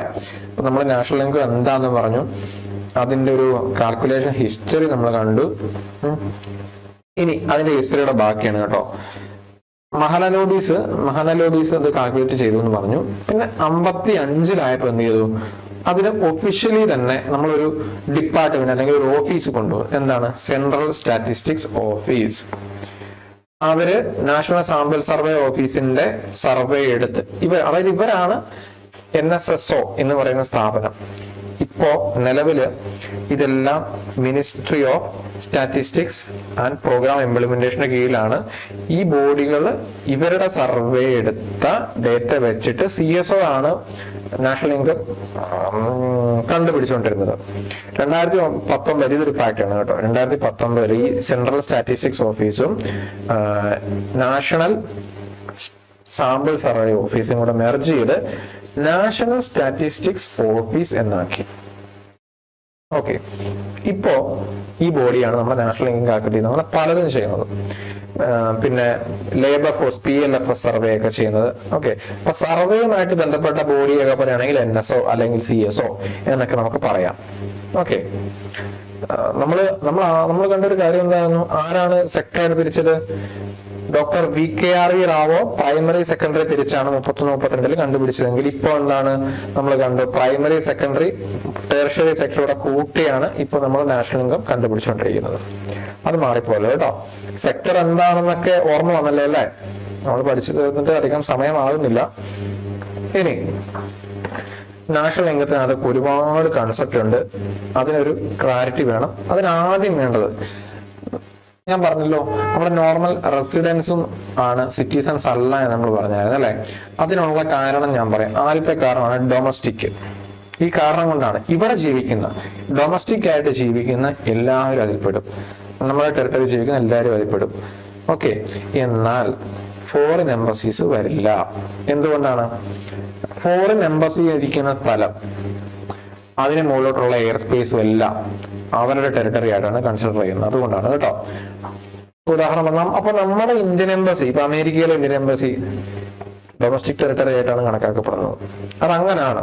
ഇപ്പൊ air India flight, UK air India flight ആകാശത്തെ പറക്കാന്ന് വെച്ചോ, അത് ഇന്ത്യൻ ടെറിട്ടറിയാണ്. ഉദാഹരണം പറഞ്ഞു കഴിഞ്ഞാൽ നമ്മുടെ പ്രധാനമന്ത്രിയോ പ്രസിഡന്റോ ഒക്കെ ഫ്ലൈറ്റില് ഒരു വിദേശ യാത്ര നടത്തുന്ന വഴിക്ക് ഒരു നയത്തിലോ എന്തെങ്കിലും കാര്യത്തിലോ സൈൻ ഇടുകയാണ്. അദ്ദേഹം ഇന്ത്യൻ ടെറിട്ടറിയിൽ ഇരുന്ന് സൈൻ ചെയ്തു എന്നാണ് പറയപ്പെടുന്നത്. ക്ലിയർ അല്ലേ? അതാണ് ഡൊമസ്റ്റിക് ടെറിട്ടറി എന്ന് പറയുന്നതിന്റെ കൺസെപ്റ്റ്. ഇനി അടുത്ത കൺസെപ്റ്റ് ആണ് മാർക്കറ്റ് പ്രൈസ്. നമ്മൾ പലതരം മാർക്കറ്റ് ഉണ്ടെന്ന് കണ്ടു അല്ലെ. മാർക്കറ്റിൽ വിലയുടെ കാര്യം പറഞ്ഞു. മാർക്കറ്റിലെ വില എന്താണ്? നമ്മൾ കൊടുക്കുന്ന വില, അതായത് വാങ്ങിക്കുന്നവർ കൊടുക്കുന്ന വിലയാണ്, ആക്ച്വലി പേ ചെയ്യുന്ന വില. അതിനകത്ത് ഇപ്പത്തെ ഒരു രീതി വെച്ചിട്ട് എന്തൊക്കെ ഉണ്ടാവും? ഞാൻ ഒരു പേന വാങ്ങിക്കാൻ ചെന്നു. ഈ പേന ഉണ്ടാക്കിയതും ഈ പേനയുടെ കംപ്ലീറ്റ് കാര്യങ്ങളും കഴിഞ്ഞ് വന്ന് അതിന്റെ ടാക്സുകളും എല്ലാം കൂടെ കൂട്ടി വന്നൊരു വില കൊടുത്താണ് ഞാൻ ഈ പേന വാങ്ങിക്കുന്നത്. അതേസമയം ഈ പേന ഒരു കമ്പനി ഉണ്ടാക്കുമ്പോൾ അതൊരു സ്റ്റാർട്ടപ്പ് ആണ് ഒന്ന് സങ്കല്പിക്കുക. സ്റ്റാർട്ടപ്പുകൾക്ക് ഗവൺമെന്റ് ഒരുപാട് സബ്സിഡി കൊടുക്കുന്നു. എന്താണ് സബ്സിഡി? എന്താണ്? ഗവൺമെന്റ് പൈസ കൊടുക്കുന്നു അല്ലെ. ആ കൊടുക്കുന്ന പൈസ ഇനി നമുക്ക് കുറയ്ക്കാം. കാരണം എന്താണ്? ഗവൺമെന്റ് പൈസ കൊടുത്തില്ലായിരുന്നെങ്കിൽ അവര് ഈ ഒരു പേന ഉണ്ടാക്കുന്നതിന്റെ ചെലവ് കൂടും. ആ കൂടുന്ന ചെലവും കൂടി എന്ത് ചെയ്യും? ഇതിന്റെ വിലയിൽ ആടാക്കുവര്. എന്നാലേ അവർക്ക് ലാഭം ഉണ്ടാവൂ. അപ്പോ നമുക്കിത് നഷ്ടമില്ലാതെ അല്ലെങ്കിൽ വലിയ ബലമില്ലാതെ മേടിക്കാൻ പറ്റുകയും വേണം, ഉണ്ടാക്കുന്നയാൾക്ക് ലാഭവും വേണം. അതേസമയം ഉണ്ടാക്കുന്നയാൾക്ക് വലിയ ബലം ഉണ്ടാവരുത്. അതുകൊണ്ടാണ് സബ്സിഡി കൊടുത്തുകൊണ്ടിരിക്കുന്നത്. മനസ്സിലായല്ലോ? അപ്പോ ടാക്സ് വരും, സബ്സിഡി വരില്ല. മാർക്കറ്റ് പ്രൈസിൽ എന്തുണ്ട്? ടാക്സ് ഉണ്ട്, പക്ഷെ സബ്സിഡി ഇല്ല. ക്ലിയർ ആണല്ലോ? ഉദാഹരണം പറഞ്ഞാല് ഗ്യാസ് സിലിണ്ടർ മേടിക്കുന്നു, ടാക്സ് ഇല്ലാതെ 700 രൂപ, GST വന്നു 50, 750 സാധാരണ 750 രൂപയാണ് നമ്മൾ മാർക്കറ്റിൽ മേടിക്കുന്നത്. ഗവൺമെന്റ് നിങ്ങൾക്ക് നമ്മൾ അക്കൗണ്ടിൽ പൈസ വരുന്നൊരു പരിപാടി ഉണ്ടായിരുന്നല്ലോ, DBT, ഡയറക്റ്റ് ബെനിഫിറ്റ് ട്രാൻസ്ഫർ. നിങ്ങൾ 750 രൂപയ്ക്ക് ഗ്യാസ് കുറ്റി എടുത്തോ, സർക്കാർ 100 രൂപ നിങ്ങൾക്ക് അക്കൗണ്ടിൽ തരില്ലേ? അപ്പൊ ആക്ച്വലി നിങ്ങൾക്ക് എത്ര രൂപ ചെലവായി? 650 രൂപ. അതാണ് സബ്സിഡി ഇല്ല എന്ന് പറഞ്ഞതിന്റെ കൺസെപ്റ്റ്. ക്ലിയർ ആണല്ലോ? അപ്പൊ മാർക്കറ്റ് പ്രൈസിന്റെ അകത്ത് എന്തുണ്ട്? ടാക്സ് ഉണ്ട്. അതേസമയം എന്തില്ല? സബ്സിഡി ഇല്ല. ക്ലിയർ അല്ലേ? നമ്മൾ രണ്ട് കൺസെപ്റ്റ് ഉണ്ട്, ഡൊമസ്റ്റിക് ടെറിട്ടറി, മാർക്കറ്റ് പ്രൈസ്. അടുത്ത കൺസെപ്റ്റ് എന്താണ്? Factor cost. ഇത് മാർക്കറ്റ് പ്രൈസിന്റെ ഓപ്പോസിറ്റ് ആണ്. അതായത് മാർക്കറ്റ് പ്രൈസ് എന്ന് പറഞ്ഞു കഴിഞ്ഞാൽ എല്ലാം കഴിഞ്ഞ് മാർക്കറ്റിൽ എത്തുമ്പോൾ ഉള്ള വില എന്നാണ് പറയുന്നത്. അപ്പൊ എല്ലാം കഴിയുക എന്ന് പറയുമ്പോൾ എന്താ? ഈ പേന ഉണ്ടാക്കാം. ഈ പേനയ്ക്കകത്ത് പ്ലാസ്റ്റിക് ഉണ്ട്, മഷിയുണ്ട്, അങ്ങനെ പല കാര്യങ്ങളുണ്ട് അല്ലെ. അപ്പൊ ഈ പേന ഉണ്ടാക്കാൻ വേണ്ടി എടുത്ത കാര്യങ്ങളുടെ എല്ലാം ചെലവ്, അതാണ് ഫാക്ടർ കോസ്റ്റ്. എല്ലാം കൂടെ ചെലവ്, ഈ പേന ഉണ്ടാക്കാൻ എടുത്ത എല്ലാത്തിന്റെയും കൂടെ ചെലവ്, അതാണ് ഫാക്ടർ കോസ്റ്റ്. അതിനകത്ത് എന്താണ്? ഈ പേന ഉണ്ടാക്കാൻ തൊഴിലാളിക്ക് കൊടുത്ത പൈസ, ഇതുണ്ടാക്കുന്ന ഫാക്ടറി ബിൽഡിംഗ് ഒരു റെന്റാണ്, ആ റെന്റ്, മെഷീൻ വാടക, സാധനം എടുത്തതിന്റെ പൈസ, കറണ്ടിന്റെ പൈസ, എല്ലാം കൂടെ കൂട്ടും. ക്ലിയർ അല്ല? അതാണ് ഫാക്ടർ കോസ്റ്റ്. അതിനകത്ത് ഇൻഡയറക്ട് ടാക്സ് ഇല്ല. അതായത് ഞാൻ പറഞ്ഞല്ലോ, മാർക്കറ്റിൽ എത്തുമ്പോഴാണ് ടാക്സ്, ഏതാണ്? GST കയറുന്നത്. മാർക്കറ്റിൽ എത്തുന്നതിന് മുന്നേ വരെയുള്ള കാര്യങ്ങളാണ്. അപ്പൊ നമ്മൾ അവിടെ കണ്ടു മാർക്കറ്റിൽ എത്തുന്ന സാധനങ്ങളിൽ സബ്സിഡി ഇല്ല. ഓക്കെ, അവിടെ എന്തുണ്ട്? ടാക്സ് ഉണ്ട്, GST ഉണ്ട്. അവിടെ എന്തില്ല? സബ്സിഡി ഇല്ല. എന്തുകൊണ്ടാ? അത് അവർക്ക് നല്ലതാണ്, അവർക്ക് ഉണ്ടാക്കുന്ന ആൾക്കാർക്ക്. ആ സമയം ഇവിടെ എന്താണ്? ഇവിടെ സബ്സിഡി ഉണ്ട്, ടാക്സ് ഇല്ല. എന്തുകൊണ്ടാണ്? ഇത് കൺസ്യൂമേഴ്സിന്റെ അടുത്ത് എത്തുന്നതിന് മുന്നേ ഉള്ള സ്റ്റേജായതുകൊണ്ടാണ്. കൺസ്യൂമേഴ്സിന്റെ അടുത്ത് എത്തുമ്പോഴാണ് GST ടാക്സും ഒക്കെ വരുന്നത്. അതിന് മുന്നേ എന്താണ്? അതിന് മുന്നേ സബ്സിഡികൾ ഉൾപ്പെടുത്തും. ആ ഒരു സ്റ്റേജാണ് ഫാക്ടർ കോസ്റ്റ്. ഓക്കെ, ഇപ്പൊ ഫാക്ടർ കോസ്റ്റ് ആണ് മാർക്കറ്റ് പ്രൈസ് എത്തുന്നതിന് തൊട്ട് മുന്നേ ഉള്ള വില, ഇൻഡയറക്ട് ടാക്സ്. അത് സബ്സിഡി ഉണ്ട് കേട്ടോ, സബ്സിഡി ഉള്ളതാണ്. അവിടെ സബ്സിഡി ഇല്ല, ഇവിടെ സബ്സിഡി ഉണ്ട്. അവിടെ GST ഉണ്ട്, ഇവിടെ GST ഇല്ല. അതാണ് വ്യത്യാസം. ക്ലിയർ അല്ലേ? അത് കൺസ്യൂമേഴ്സിന്റെ കയ്യിലെത്തുന്നു, ഇത് പ്രൊഡ്യൂസേഴ്സിന്റെ വില. ക്ലിയർ അല്ലേ? ഇനി അടുത്ത കൺസെപ്റ്റ് ആണ് ഡിപ്രീസിയേഷൻ. എന്താണ് ഡിപ്രീസിയേഷൻ? ഡിപ്രീസിയേഷൻ എന്ന് പറയുന്ന കൺസെപ്റ്റ് നമുക്ക് എല്ലാവർക്കും അറിയാം. നമ്മൾ എന്തെങ്കിലും ഒരു കാര്യം വാങ്ങി, ഒരു പുത്തൻ സാധനങ്ങൾ എന്തെങ്കിലും വാങ്ങി, അത് റീസെയിൽ ചെയ്യാനിടും, OLX ഇടുവാണ്. അപ്പൊ നമ്മൾ മേടിച്ച വിലക്ക് ഇടുവോ? ഒരിക്കലും ഇടില്ല. എന്തുകൊണ്ടാണ്? അതിന് വില കുറഞ്ഞു നമുക്കറിയാം, അല്ലെങ്കിൽ ഇടാൻ പറ്റില്ല. അതാണ് അതിന്റെ ഒരു ജനറൽ രീതി. അതെന്തുകൊണ്ടാണ്? Old, worn out, loss value, അല്ലെങ്കിൽ വിയർ ആൻഡ് ടിയർ എന്ന് പറയും. ഉദാഹരണം പറഞ്ഞാൽ നമ്മളൊരു 60,000 രൂപയ്ക്ക് ഒരു ബൈക്ക് എടുത്തു, ഒരു വർഷം കഴിഞ്ഞപ്പോൾ 50,000 രൂപയായി, എന്നുവെച്ചാൽ 10,000 രൂപ പോയി, കുറഞ്ഞു. നമ്മൾ ചെയ്യുന്ന ഒരു കാര്യം അതാണ് ഡിപ്രീസിയേഷൻ കേട്ടോ. ക്ലിയർ ആയി കാണുമല്ലോ. ഇനി അടുത്ത